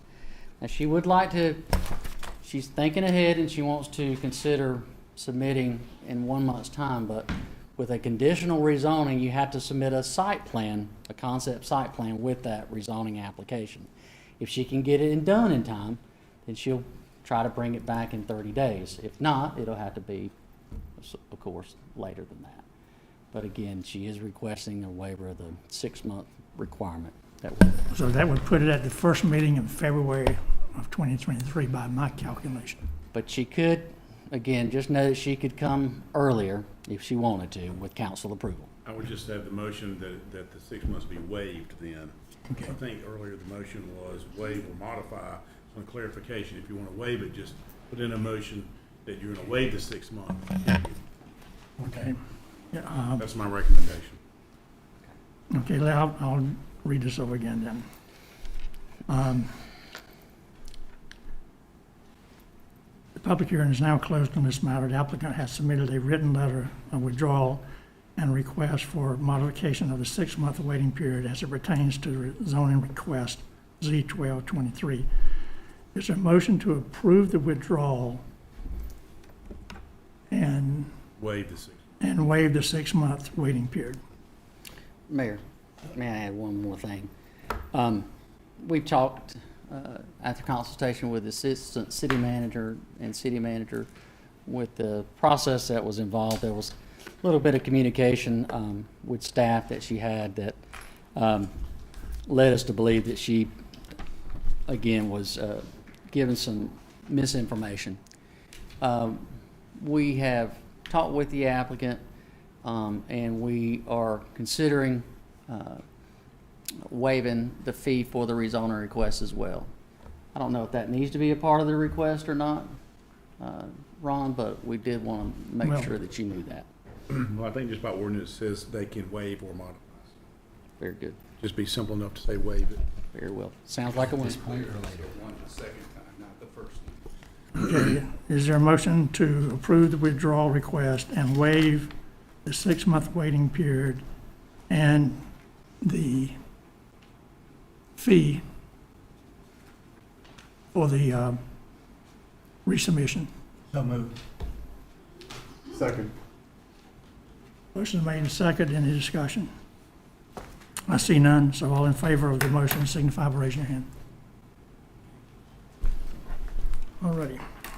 So we'll go to the next item on public hearing. UDO 3-23, City of Goldsboro Code of Ordinances and Planning. Yes, sir. Thank you, Mayor, and good evening, council. Good evening. I am going to pass through the original rezoning request. And you know what? It's not important at this point in time, except to show you that public hearings are. We're going to move on to UDO 3-23, okay? I do not have a slide presentation available. I just want you, if you've had an opportunity to look at your agenda memo and review it, I have some comments that I'd like to make going forward. And again, if you have any questions, let me know without reading the whole agenda memo tonight. So please bear with me. So currently, our Unified Development Ordinance allows restaurants only to have a sidewalk cafe along city sidewalks and pedestrian ways in downtown Goldsboro and other areas known as the Central Business District. Sidewalk cafes are allowed to offer food and beverages, including alcoholic beverages, within these outside sidewalk cafes. This proposed text amendment will provide places of entertainment with alcohol sales, an outdoor area known as the alcohol beverage consumption area, to be included with the special use permit approval process for places of entertainment. Alcohol beverage consumption areas will be physically located on city sidewalks like sidewalk cafes or pedestrian ways adjacent to places of entertainment with ABC permit. If the special use permit for a place of entertainment with ABC permits are approved for an alcohol beverage consumption area, council still has the authority to require additional conditions if necessary for the public health, safety, and welfare. Referring back to your agenda memo, the applicant is Mr. Kyle Merritt. This text amendment, again, is for all those uses, whether it's a sidewalk cafe or for a place of entertainment with ABC permits that are requesting an alcohol beverage consumption area. This will be applied throughout our UDO, our Code of Ordinances, if approved by City Council. The applicant is proposing a comprehensive text amendment to Chapter 118 of the City Code of Ordinances to include what I just said, language pertaining to places of entertainment with ABC permit. The proposed amendment would include language that allows for places of entertainment with ABC permits to provide for enclosed outdoor areas for the consumption of alcohol. These areas must be included in the special use permit approval process in order for permitted places of entertainment with ABC to allow for outdoor areas to operate. You're going to see there's two definitions here that I'll draw your attention to, called the alcohol beverage consumption area, number one, which is the area associated with a place of entertainment with ABC permit designed for the outdoor consumption of alcohol. This area is located on the portion of the sidewalk or pedestrian way adjacent to the place of entertainment with ABC permit. The second definition is places of entertainment with ABC permit. These are establishments aside from restaurants that have sidewalk cafes. These places of entertainment include but are not limited to bars, nightclubs, pool halls, and microbreweries, and other similar places of entertainment. And these are establishments engaged primarily in the act or serving, selling, or allowing for the consumption of alcohol. The establishment may provide entertainment in the form of performances, recreation, or sport, but is not limited to these specific forms of entertainment. Places of entertainment may provide for alcohol beverage consumption areas on the sidewalk if permitted by City Council, acting as the Board of Adjustment. There's a couple of highlights or takeaways, if you will, that I wanted to bring to your attention that are spelled out in the agenda memo and the proposed text amendment. Again, without reading through it, I just want to bring you the highlights going forward so that you'll know what's coming down the pipe here. So the seating capacity for an alcohol beverage consumption area shall not exceed 10% of the maximum building capacity based off the North Carolina commercial building code. So for example, if you had an occupancy of 100 people that were allowed in this particular location, place of entertainment, 10% would be 10 people. 10 people would only be allowed to have an outside beverage consumption area. That would be the seating capacity only. Another takeaway is the applicant, Kyle Merritt, has initiated this request in addition to his recently approved special use permit for the relocation of Church's Spirits and Cocktails to 136 North Center Street. Do y'all remember the special use approval for that? Okay. Yep. So he is asking for that. And in doing so, anytime you propose outdoor activities, you have to include that as part of your special use permit approval. If not, you have to come back before the board and get it amended to include that. Well, instead of going for every special use permit that's approved, instead of going back and addressing each and every one, we just said, hey, look, let's include this as part of a citywide text amendment and make it a part of the approval process.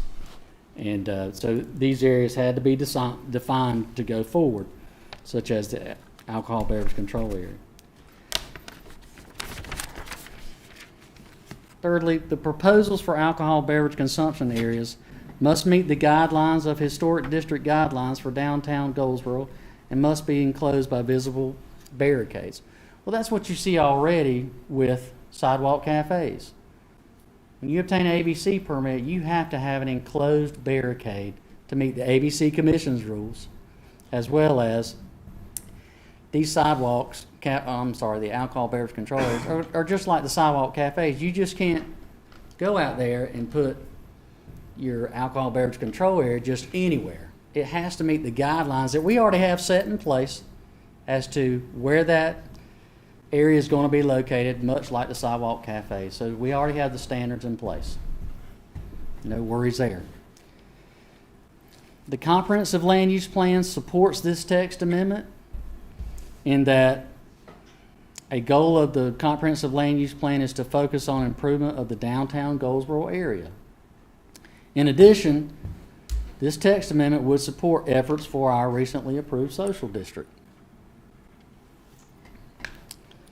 Existing places of entertainment with ABC must amend their current special use permits, and council approval is required. That's for existing establishments. And of course, if you have any new proposals, they must include alcohol beverage consumption areas in their SUP application and plans for approval by city council. So is everybody on? Are we still on one page? We're still moving forward. Okay, all right. So I'm going to read to you now the staff's recommendation. It's on the second page of your agenda manual.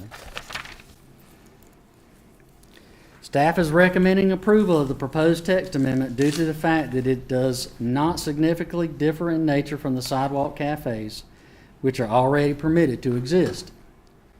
Furthermore, the fact that alcohol beverage consumption areas are required to be explicitly identified and approved in the special use permit process allows for council to place any conditions on them that would mitigate any potential negative impacts to downtown Goldsboro, such as if there's not enough lighting in the area, council can take the recommendation of staff and provide additional light in those areas if necessary.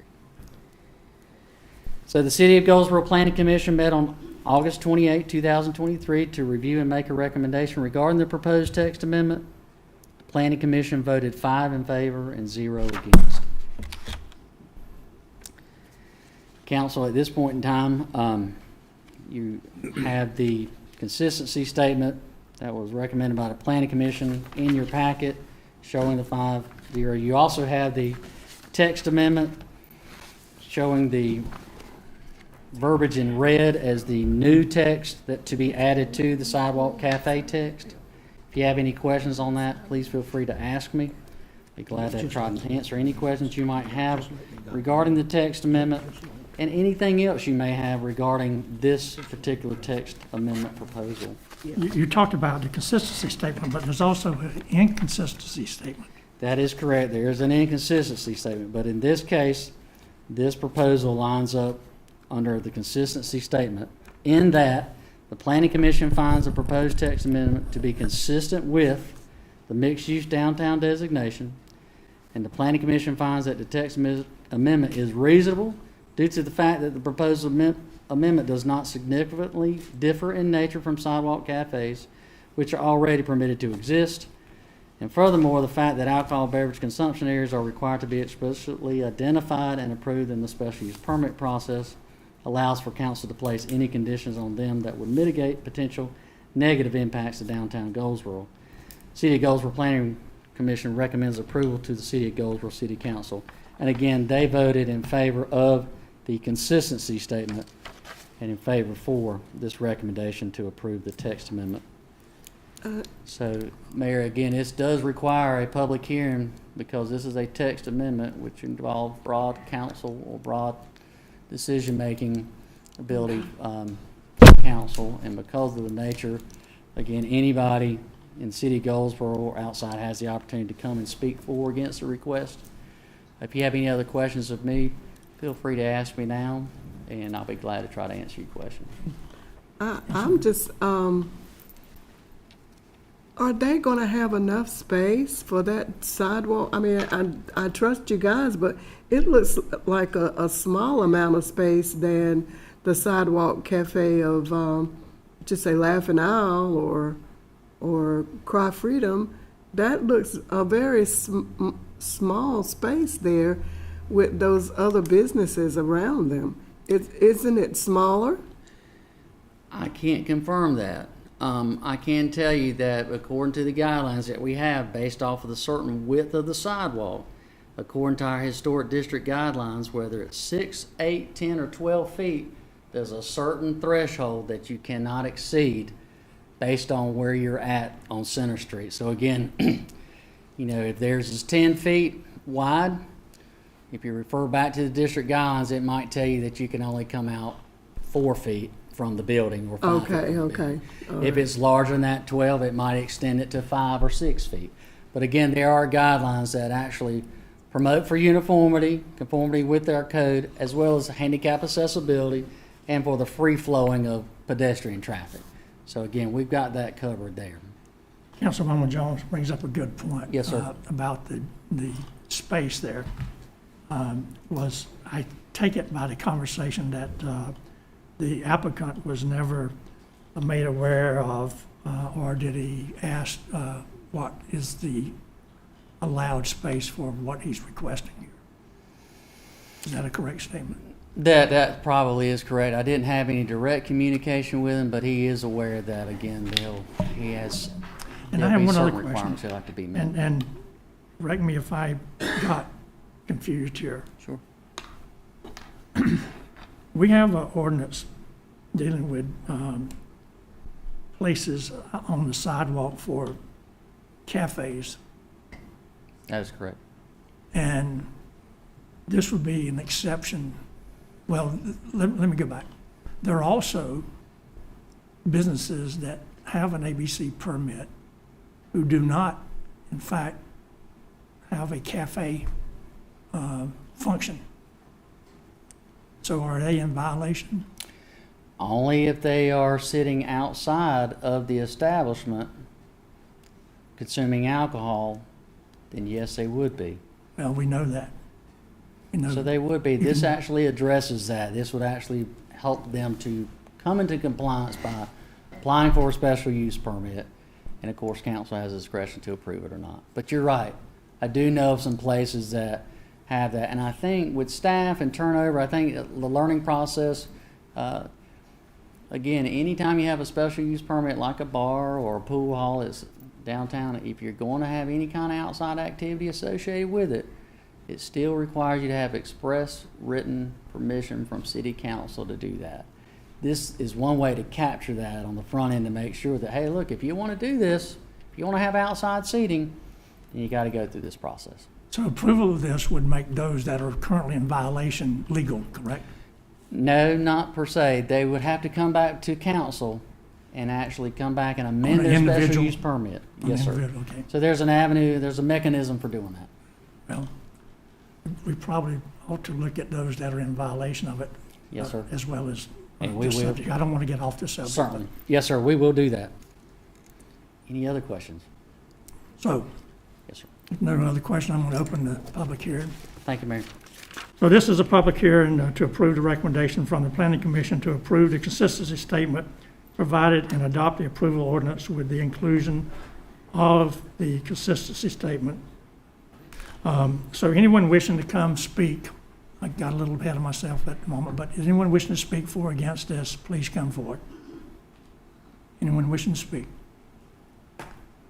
If not, I'll close the public hearing, and then I'll read the motion again. Is there a motion to approve the recommendation from the Planning Commission to approve the consistency statement provided and adopt the approval ordinance with the inclusion of the consistency statement? Or is there a motion to deny the recommendation from the Planning Commission and approve the inconsistency statement that deems this text amendment request to be inconsistent? Do I have a motion either way? I make a motion to adopt and approve the ordinance. Second. Motion is made and second to approve the planning commission's recommendation. Is there any further discussion? If not, all in favor signify by raising your hand. All opposed? None. Motion carries. I take it Ms. Jones is in concurrence, since I didn't see the hand? You- So- Nay. Nay. Okay, Nay. 5-1. Just advise, if you didn't vote either way, it would go down as a yes. Okay.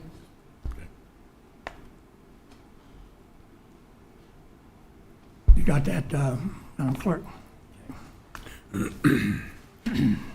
Okay, this time, I'll open the session for public comment. Anyone wishing to speak?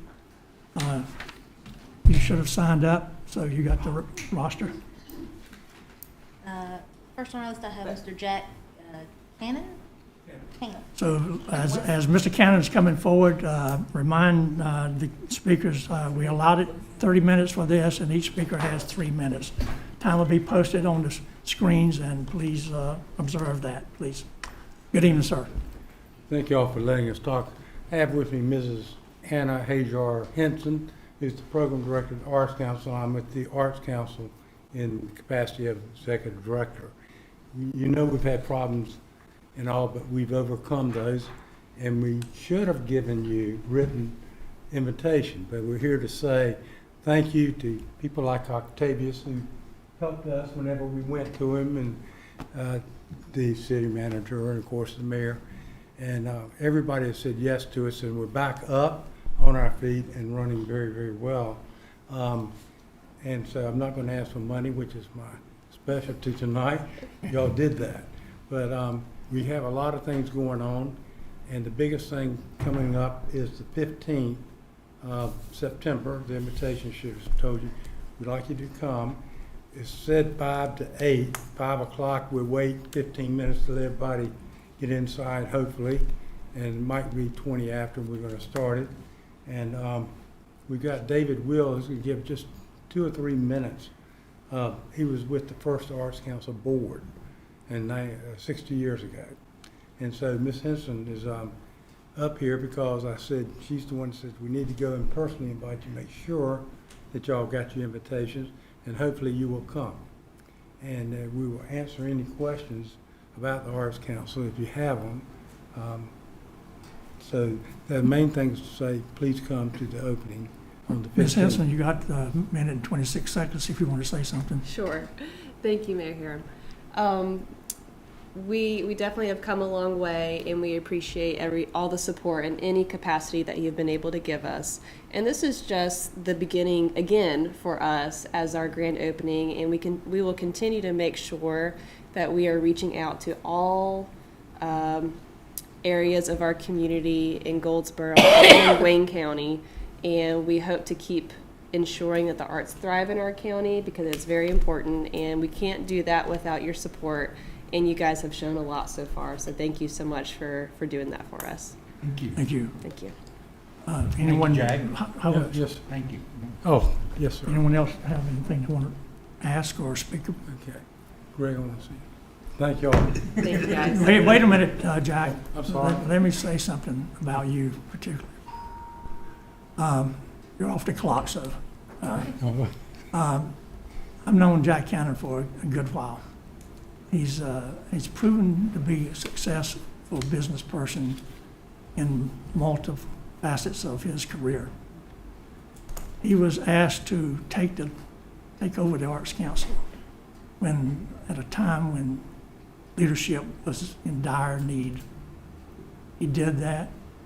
He's been there now, pretty close to a year? 9 months. 9 months. Probably seemed like a year sometimes, but Yeah. but he took it over when it was financially in distress. They were needing a place to move to, et cetera, a long list of negative challenges that he had. And what he's done is admirable. He's done it with sometimes little or no help, but his desire to do something good for the city and his personal challenges that he always undertakes has demonstrated that he was the right choice for that position at the time. Ms. Henson has been a valuable asset to you. And, you know, I just want to say that on behalf of the city, we appreciate what you've done, Jack. And, you know, you were the right person to do that. And we're already seeing the seeds of your efforts come to fruition. And it's just going to continue to grow. Thank you, Mayor. He just wants 2 more hot dogs. That's all. Thank you for that. And we have, you know, I was in Mount Olive this morning. We branch out. We're taking the Arts Council. Yeah, speak to that just if you would, please, your branches. You're off the clock. Well, with the Arts Council of Wayne County, what we've done is we've gone to Mount Olive. We have studios here away from us. We've got a building here. It's got 6 studios, and Anna's already filled them. Mount Olive, we got a place to stay. There is First Baptist Church. We have a pig there, painted up and put a thing around. I love Mount Olive pickles. I took a picture and sent it to Bill Bryan. We got a check for $5,000. We got a pig now that says, I love Highway 55 burgers. Kenny Moore doesn't know it, but he'll get that one and I'll get another check for $5,000. But Mount Olive, they're so excited. They said that Neuse River's always been a boundary, and they feel now there are no boundaries. We got the mayor from Pikeville has contacted us. We're setting up a place in Pikeville, the same thing, and I've been to Fremont.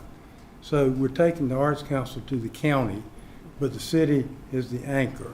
And we're going to fill up some more of those buildings that are not built up right with more studios, because there's a lot of art.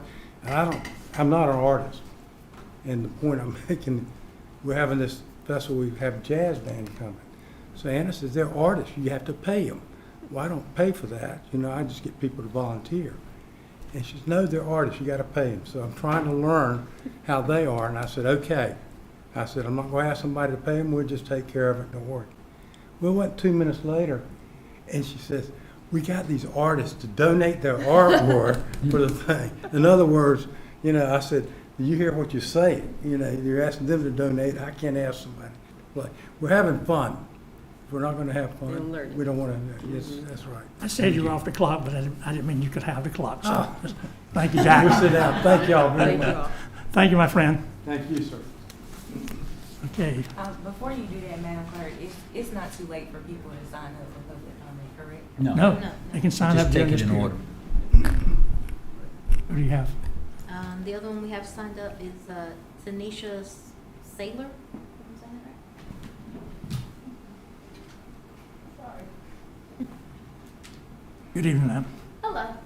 I don't know if you guys remember me, but I was here at the last meeting speaking about the growing homeless situation. Tonight, I would like to bring up the topic about not only the homeless population, but how it's affecting the community and the city itself, pertaining mainly to hotels from what I've seen personally, and I've seen it a lot more these past few weeks, and I actually wrote out a little prompt right here. Basically, how I see it as we have hotels in the city to basically allow tourists to come and stay at when they're within the city, right? A lot of these hotels now on US 70, to be specific, it's a strip of 4, if not 5 hotels. The city creates hotels for tourists, but now the hotels are becoming an alternative to income-based housing. I know personally because I've been a family that lived in this hotel. Well, not this hotel, but in hotels personally. And now I'm seeing it more and more. If you think about it, we have these events in downtown, and we expect tourists to come from outside the city, outside the state, to come and visit and stay in these hotels. But now with the families that live in the hotels, it's not really drawing a crowd. It's making the tourists want to go elsewhere.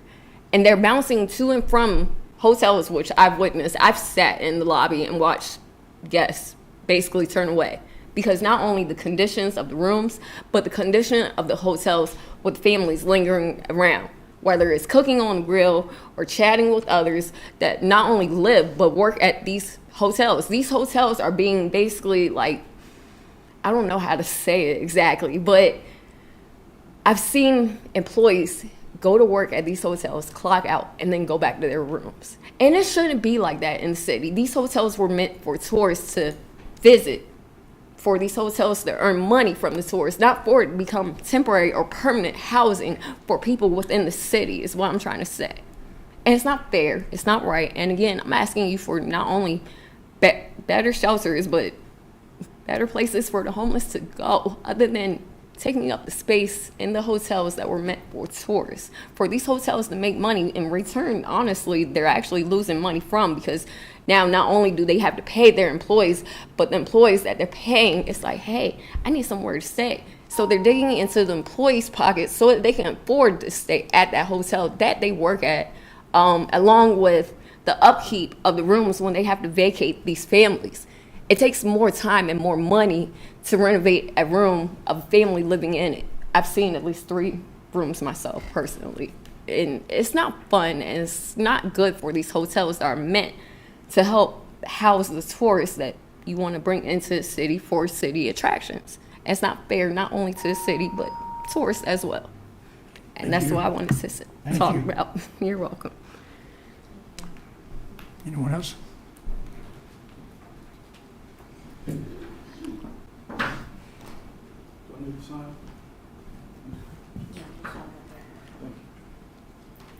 If you wish to speak, come up and sign up now, please.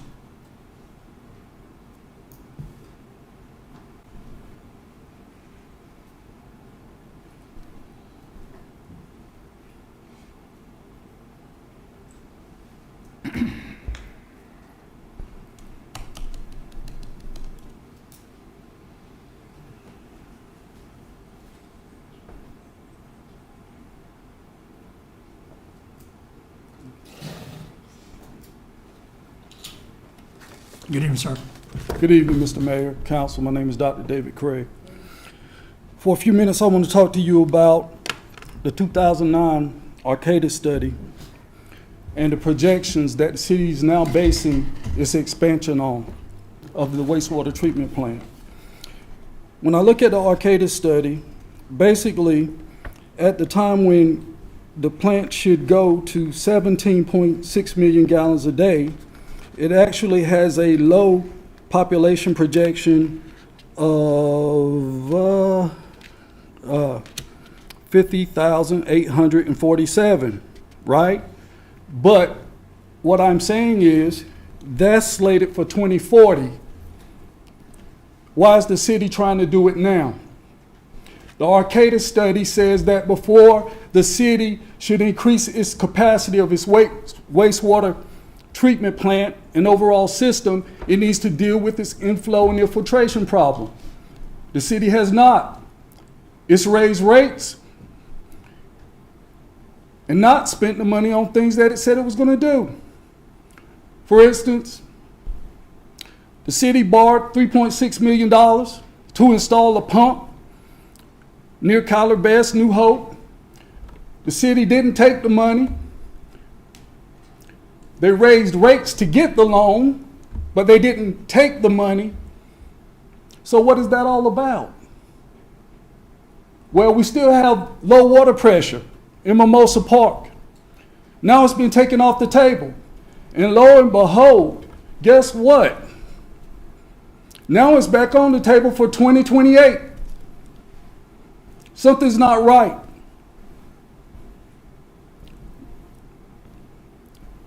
In the deepest part of my heart, I'm going to be real with you.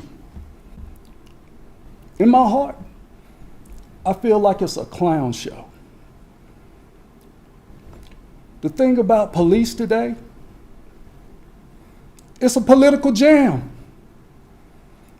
We just passed a budget, and are you telling me that you didn't have the adequate information prior to passing the budget, but yet you raised the rates? And you already had $24.2 million in the utility fund balance. We got to have some changes, people. And the clown show has to end. And I intend to get rid of every clown, if possible.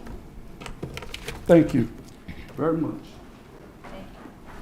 Ladies and gentlemen, if you're coming up to have a campaign platform, this is not the place to do that. Besides, some of the comments that were made here are incorrect. I'm not going to go in detail because I don't have the facts here sitting in front of me to dispute those, but don't believe everything you just heard. It's not correct. Anyone else who wishes to speak? Mr. Mayor, in comment on that, I think if we're gonna make those statements, then we need to be able to provide the facts. And I also don't think it's fair for you to use your opinion to share across the table about someone making a campaign speech. It was pretty obvious it was a I think we need to campaign stay speech. away from that, Mr. Mayor, because it's opinion based. Let's just deal with the facts. Let's provide our public with the facts if we're saying that parts of this statement are not true. Let's do our due diligence to provide facts. Okay, let me just counter that and just say, if you're going to come up here and make these statements, bring the facts to support them. You've had your time to speak. Well, in all fairness, we did extend time for one other speaker, so Well, in all fairness. No, we In kept all the speaker here. fairness. He's not coming back up here. I didn't ask him to come back up here, but what I am saying is that we extended time to another speaker outside of our 3 minutes, so we have to be fair. I have made that statement every single time. We've got to stick to the rules, because if it's good for one, it has to be good for all, even if you don't like the content that's being spoken. That's just fair. Mr. Assistant Manager, would you like to speak to that former speaker's comment? Yes, sir, Mr. Mayor. I think it is important to recognize that in the Mimosa Park and the booster pump station, that is going to be done in partnership with the developer when that project starts rolling in at Hawthorne Trail. So it's not going to be 2028, it'll be much sooner than that, and then they'll be responsible for paying for a lot of that. So that's fact number one. And the Arcata study is outdated. I give Dr. Craig a lot of credit, though. He's right on the I&I. We need to focus more on that. We need to get that under control. But the Arcata study is very much dated. It takes 7 to 10 years to get a treatment plant done, so it's not like we're going to be able to start it tomorrow. But we've got to start pre-planning and thinking about regionalism on the horizon. We've got to start moving in that direction. So, and the expense of all that building of those kind of things necessitates that we start planning and starting putting aside funding in advance. So, you know, he's right about the I&I. Give him credit there, and we are working on that. We've got to put more money towards it. But the Arcata study is very, very dated, and it's if it were updated right now by that same company, I don't think they'd be saying the same thing that they said back in 2007 or whenever that study was done. Haven't we spent money and other corrective actions on I&I? We have, and we're starting on phase 3, and it's just I&I's all the time. You got to fight I&I because as your system ages, it develops cracks and leaks here and there. You know, and this is a crisis that people are faced with water and sewer throughout the country as our infrastructure ages. So, you know, we do need to try to do both, because solving the I&I problem isn't going to get rid of the demand that we have for, you know, people that are wanting to move here, and, you know, other businesses wanting to expand and businesses wanting to relocate here. We're going to need that future capacity to be able to adequately serve them with all the development that we've approved and we anticipate improving in the near future. I just wanted to put that in the table because it is important that we are going to address that booster pump station. I live in that area. I'm not happy with the pressure either. But that development is going to help solve that issue. That's part of their agreed upon special use permit, that they would have to do that, and they've agreed to do that as part of that condition. As was previously presented to council. Yes. Thank you. Mayor, may I ask one other question? Now, before you sit back down, it's a common misconception. Do you mind briefly explaining the differences between how you pay for police salaries and what can happen in a utility fund? What's the general fund, what's the utility fund, and how do they interact? Well, they're really not supposed to, because legally they're separated out for various reasons. Years and years ago, communities were taking their utility fund money and moving it over to the general fund, or vice versa. You can't do that. You have to keep them segregated. It's called an enterprise fund, meaning business enterprise. So you're supposed to treat it like a business. In other words, you want to operate that system this sounds kind of, wrong to say, but you're supposed to operate at a profit so that you can reinvest that money back into your system, so that you don't come into a crisis, all of a sudden, we don't have any money, and we've got $50 million worth of improvements we have to make. So the difference between that is that they're two separate funds of money that are not to be mixed. And they come from totally different user fees with your water and sewer, and also other types of fees that go along with development and things like that associated with building out that system, than a general fund, which is supported primarily through sales tax and property taxes. And can police or fire salaries be paid for out of anything other than the general fund?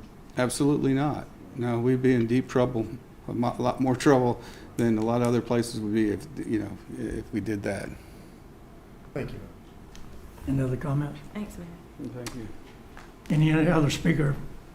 Ms. Jones? Not that I have on my list. Okay. There being none, I'll close the public comment period and we'll go to the consent agenda items. Consent agenda items E through I are presented for council approval. Is there a motion to approve the consent agenda items E through I?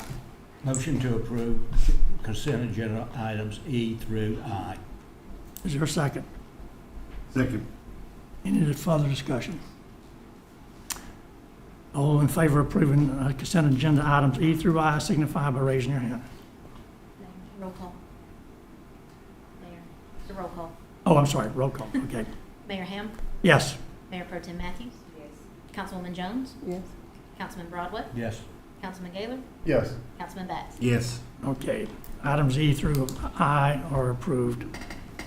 Now we'll go to items requiring individual action. We took item D from the consent agenda off the consent agenda and moved it to items requiring individual action. Madam Jones, Councilwoman Jones? Yes, I moved it off, and I probably could have discussed it doing it, but I just didn't. It says to accept or reject initial bid and authorize finance to advertise for upset bids for 200 North Carolina Street. So with this, we're saying, I want to make it clear, that we're saying that we're going to now advertise it, correctly? This is a surplus property. It's going under the upset bid process, so it has to be advertised legally. Yes, Okay, ma'am. so. Has it now, already been sorry, I was rude. I apologize. Okay. Okay, so now we have a session law 204-94, Senate Bill 1370. My question is, since this land was adjacent to the Uzels who came up and spoke, are we going to send them a letter saying that it is now Yes, available? ma'am. Yes, Okay. ma'am, because that's part of what the county, in order for us to do a concurrence with them, they require us to send a letter. So the planning department's responsible for that function. And if the council approves the resolution tonight, then I'll email planning tomorrow, and anybody that's adjacent will get a letter saying this property is there for upset bid. Okay, that's what I wanted understood. Yes, ma'am. And I appreciate you, yes. So there is another option. We can just reject a bid and hold on to the property if we so Sure. desire. Yeah. So what I'm asking for the council to do right now is to either accept or reject the bid. And if you accept it, then I'm asking you to also adopt the attached resolution. If you reject the bid, then forget the resolution. You don't obviously have to do that, so. Did you have? I did. So the property was owned by the city of Goldsboro, and now there's an offer on the table from the Housing Authority of the city of Goldsboro. Has the property already been advertised once, and that's how we received this offer? Or were they just watching the meetings? No, it's just, it was, Ms. Jones had asked it to be declared surplus at the meeting before, and I guess they heard it, the Goldsboro Housing Authority heard it. Now, this is a city and county jointly owned property, so even if we get through the upset bid period and this is the person that is the only bidder, we still have to ask the county to approve the sale, which they could reject it too, so it's possible. Okay, thank you. Miss Catherine, so why wasn't the property originally offered to the adjacent property owner? Do you mean under that special legislation that Ms. Jones had mentioned? The general statute, yes, or just in what we've done in times past, like we just sold some property for $2 to adjacent property owners. Okay. So what's the difference? That's the difference there is it being a substandard lot. So that special legislation that was given to the city of Goldsboro was for a lot that really you couldn't build another house on. So this is not a substandard lot, it's a standard lot. So it has to fall under the general statute for surplus property. The substandard lot, that special legislation, they could just offer $1, but that designation is done through planning. And so they haven't designated this as substandard, so. So it's considered non-substandard. Right. Which means, say it for me one more time. So it has to follow this procedure, 160A 266 and 160A 269. Okay, can you also, the Uzzell family has made a bid on this property before. Where is that bid, and why isn't it still very much relevant once we decided to pull it? Right. That's a great question. So, you know, I had been asked by the county attorney to present this item back in like April, okay? And then it just got pulled, okay? So it got pulled off the agenda. Now, when Ms. Jones had asked for it to be declared surplus, it's back on the market again. Anybody could have bid for it. Those else could have put a bid in on it, but we just happened to get one from Goldsboro Housing Authority. So I was asked to call the county attorney, and I did talk with him, and I asked him, well, in my mind, as you know, Ms. Jones had declared surplus, and the council agreed, it was just surplus at that point. The Uzzell bid for the agenda item that I had prepared back in April was dead. It was a concurrence item, so the county had approved it, asked the city to approve it. It never came to the council to approve. So as far as I was concerned, I guess it was dead, you know.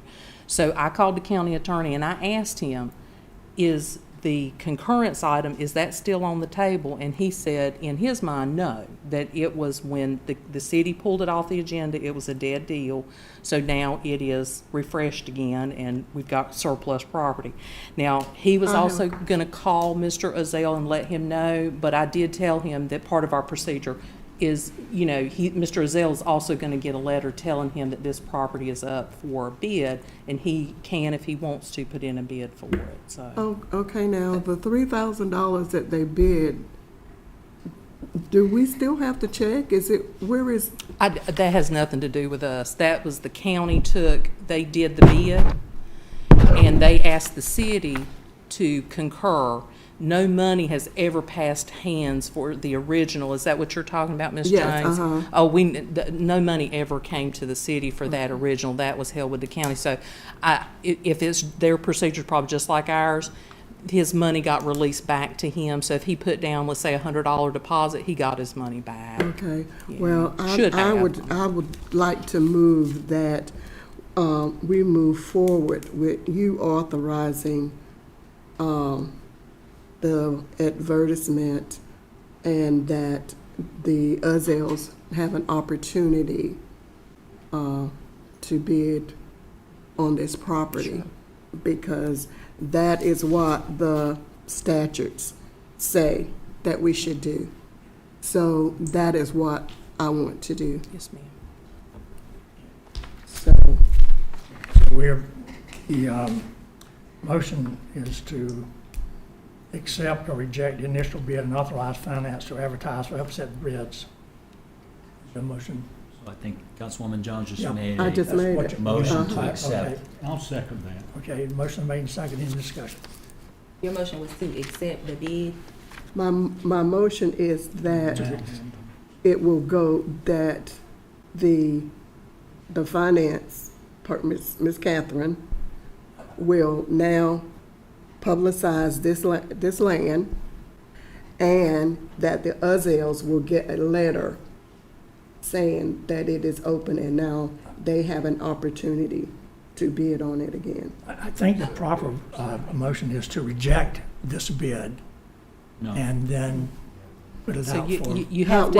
What's the, just whatever the right thing, whatever the right motion is for these men to be fairly treated in order for them to bid on this land, that is the motion that I want to make, and I want to make it clear in the audience and outside, whatever that motion is. So you have to accept the offer in order to authorize me to advertise. That's what starts the advertisement Okay, process. so accept the offer. Yes, ma'am. Okay. Yes, ma'am. That's what I said. Okay. And that's what he second. Okay, so we got it. Any further discussion? So I want to be clear, I want the Uzels to have an opportunity to bid on this, but I do not agree to accept the offer of the Goldsboro Housing Authority on it. So my question is, when we have a surplus property, right, and we're at a meeting and I just hear, oh man, there's a surplus property coming up, I can go. Our procedure isn't standard to say we at least need to advertise it so that we can at least say we gave everyone access, because everyone is not tuning into a council meeting. So it seems like an unfair advantage to some people who aren't plugged into this outlet. Can we say a property is not deemed available to bid upon until we properly notice it on either our site or whatever our procedures are? If that's not the standard, I would like for us to change that immediately, because it's not fair, especially when people have vested interest in certain properties that they seem to get first dibs, when we know the Uzzell family had interest in this property. They've been maintaining it. They have investment in the property as well.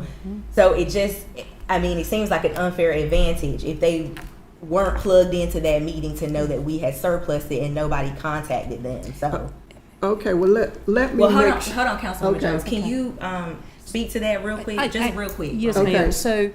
So my job is essentially to handle the surplus end, to make sure that the council's doing everything like they're supposed to on the surplus end. On the advertising end, what I would say is that's probably in the city manager's office, and I know that they had a page where they had lists of properties, so you could go to that page, anybody could go to that page and see what properties are. I'm not sure what the status, because I don't manage that. I just was it added? Was this property, was 200 North Carolina Street added to our surplus property once we announced it? I don't think it was added to the surplus property. Okay, now it is my understanding. Okay, can I say this now? It is my understanding, I do not want to accept the bid of the housing authority. Ma'am, I want you to be able, huh? The property was made surplus by council at the last meeting, or 2 meetings ago. So therefore, you have to accept or reject the bid. If you reject the bid, nothing happens. Well, if we reject it, we can put it on our website. Yes, you can. And we can go through that process so that it seems fair for anyone who has a is that what vested you say? Okay, well then that is the motion that I want to make. That's the motion that I want to make, so that it can go on the website, so that the Uzzells can be fair. And that's why I wanted to make it very clear, because these motions sometimes are kind of tricky. So I want to make sure that I make it very clear what I'm wanting. This property is in my district, and I'm very concerned about the properties over there, and we just want to make sure things are done, fair. So that's what I want. Okay, so you would want to reject it then? Okay, all right, okay. Mr. Murphy, did you have something you wanted to contribute? Well, I was just going to comment. Catherine is exactly right with the process. When it comes to bidding on the property, it has to go through the accept or reject process, which is the upset period. It's only if you do it this way, there's other ways to do it. Okay. Negotiated sale, there's all other kinds of ways. But well, that is true. What's being asked here is to have a page that lists all our surplus property. That's correct. So to that Which point. we should be doing anyway. Yes. So I'm not asking for anything special Yeah. or additional. It's what So- we should be doing. That's correct. So to that point, this property was managed by Downtown Development. This is the property, one of the properties that Aaron Forsenko oversaw. So that's what this is. And going through the process, once the property goes through the 10-day upset period, anyone can, during that time frame, anybody can upset the bid. That's the whole purpose for that opportunity, to upset the bid. Right. Okay. So once a bid has been established, you can upset that bid within the 10-day time frame. That's what Catherine is bringing to the So table. we're rejecting the bid. Yes, so then we're rejecting the bid then. Right. That's, okay. That sounds That's like yeah. what you want to do. Yes. Yeah. I just want to make it clear, and I want to get it clear, and I want everybody else to be clear. So there'll be no confusion. Okay. Thank you. Thank you for this discussion. It's been good. So that was your motion, was to reject the bid. Yes. Does she have to amend the motion? Well, That was my motion to I think there was reject. some confusion on that, but I think at this point she's voiced that her motion, she meant for the motion to be to reject the bid that's Right. on the table to give the Ozels an opportunity to make their own bid otherwise. Right, So that's what I was asking to so I make would sure. just Yeah, so that's what I was, clarify that was the bid, and that's what he's second. Just clarify that her motion is to reject the bid Yes. from the housing. And then Okay. if that's her motion, then is there a second? I'm not second. Any further discussion? All in favor of the motion to reject the bid as presented, signify by raising your hand. All opposed? Motion's carried. Thank you. Thank you. Thank you, Ms. Thank Catherine. y'all very much. Okay, next item is the city manager's report. Yes, sir. So, I hope everyone had a happy Labor Day. It was good to get out with family and friends, I hope, for everybody. Appreciate the city employees who are laboring every day around here.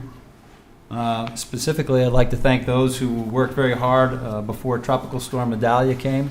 They worked to clear the stormwater drains, so I did not receive any reports of flooding as we might normally have under such rainfall in a short amount of time. So good work on those employees that did that. There are going to be board vacancies that will be briefed in an upcoming council meeting. So those city residents that are out there that would like to be part of boards, if you could get your applications into the city clerk's office, that would be great. I have a couple of comments on that. Let me see if I can find that one. So we've got the Historic District Commission. There is 1 vacancy and 0 applicants. And the Recreation Advisory Commission, there are 2 vacancies and only 1 applicant. So please consider that to join our boards. And then last, I'd like to mention and give a plug for North Carolina Freedom Fest, which again starts this Friday and Saturday. Friday should be a good day. We're looking at potentially some weather issues on Saturday, but hopefully it all goes off without a hitch. That's all I have, sir. Is anyone here representing suicide prevention program? Okay. If not, I'm going to read a proclamation. Suicide Prevention Awareness Proclamation. Whereas suicide is a public health crisis impacting people of all ages and across all social, economic, racial, and ethnic backgrounds. And whereas suicide is the 12th leading cause of death in the United States, the 3rd leading cause of death among those ages 10 through 19, and the 2nd leading cause of death among individuals ages 20 through 34. And whereas more than 48,000 people died by suicide across the United States in each year, with an average of 132 suicides completed daily. And whereas each and every suicide directly impacts a minimum of 100 additional people, including family, friends, co-workers, neighbors, and community members. And whereas public awareness of the warning signs and support networks include 988 for the National Suicide and Crisis Lifeline, is essential to continuing lowering the rates of suicides And whereas people are encouraged to recognize that there is no single cause of suicide and no single suicide prevention program or effort that will be appropriate for all populations and communities. And whereas initiatives based on the goals detained or detailed in the National Strategy for Suicide Prevention and the North Carolina State Suicide Prevention Action Plan aim to prevent suicide by increasing access to evidence-informed services that address suicide, mental health, and substance abuse disorders.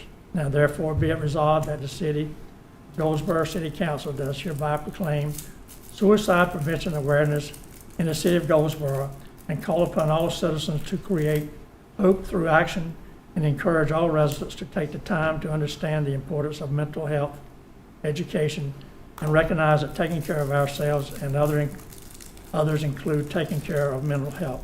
In witness therefore, I have unto set my hand and affix the seal of the city of Goldsboro, North Carolina, this 5th day of September 2023. Okay, and suicide is something we read about, hear about, right here in our own backyard frequently. That said, I'll move to mayor and city council comments. I'll start with Major Greg, what am I trying to say?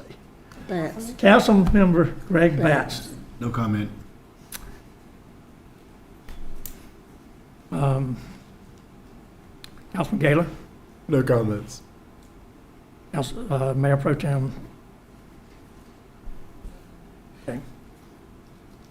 Councilmember, No comment. Councilwoman Jones. Well, I'm going to say something.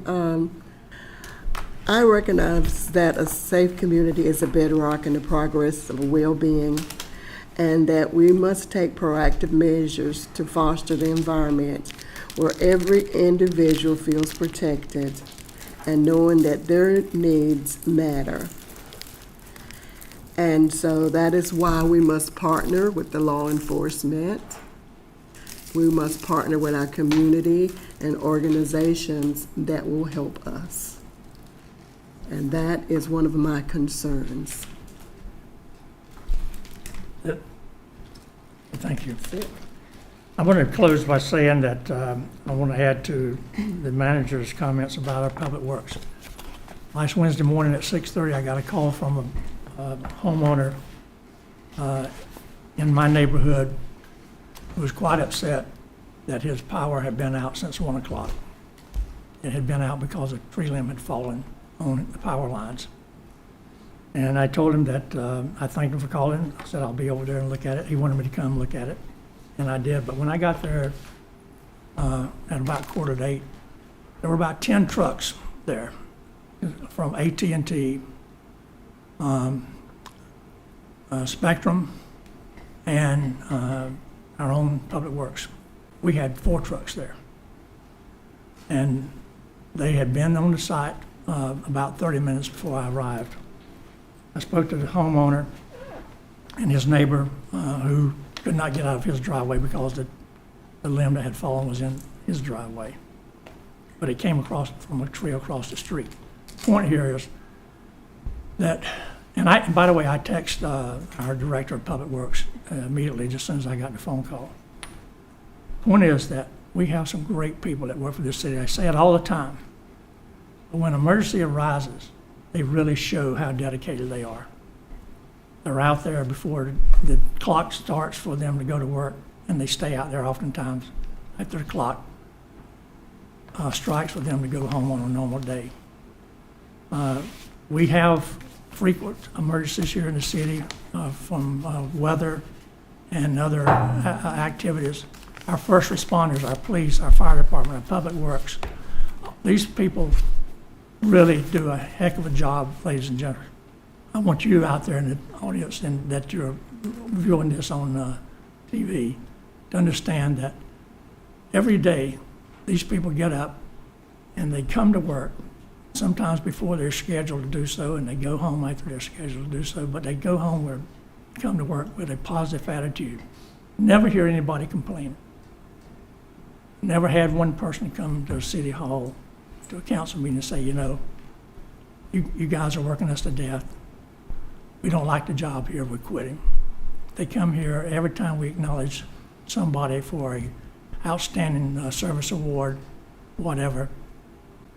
You read the citation, you really get a feel for the dedication that our employees have.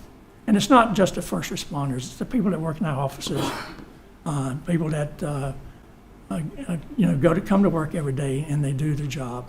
And so I just want to commend our employees for the job that they do day in and day out.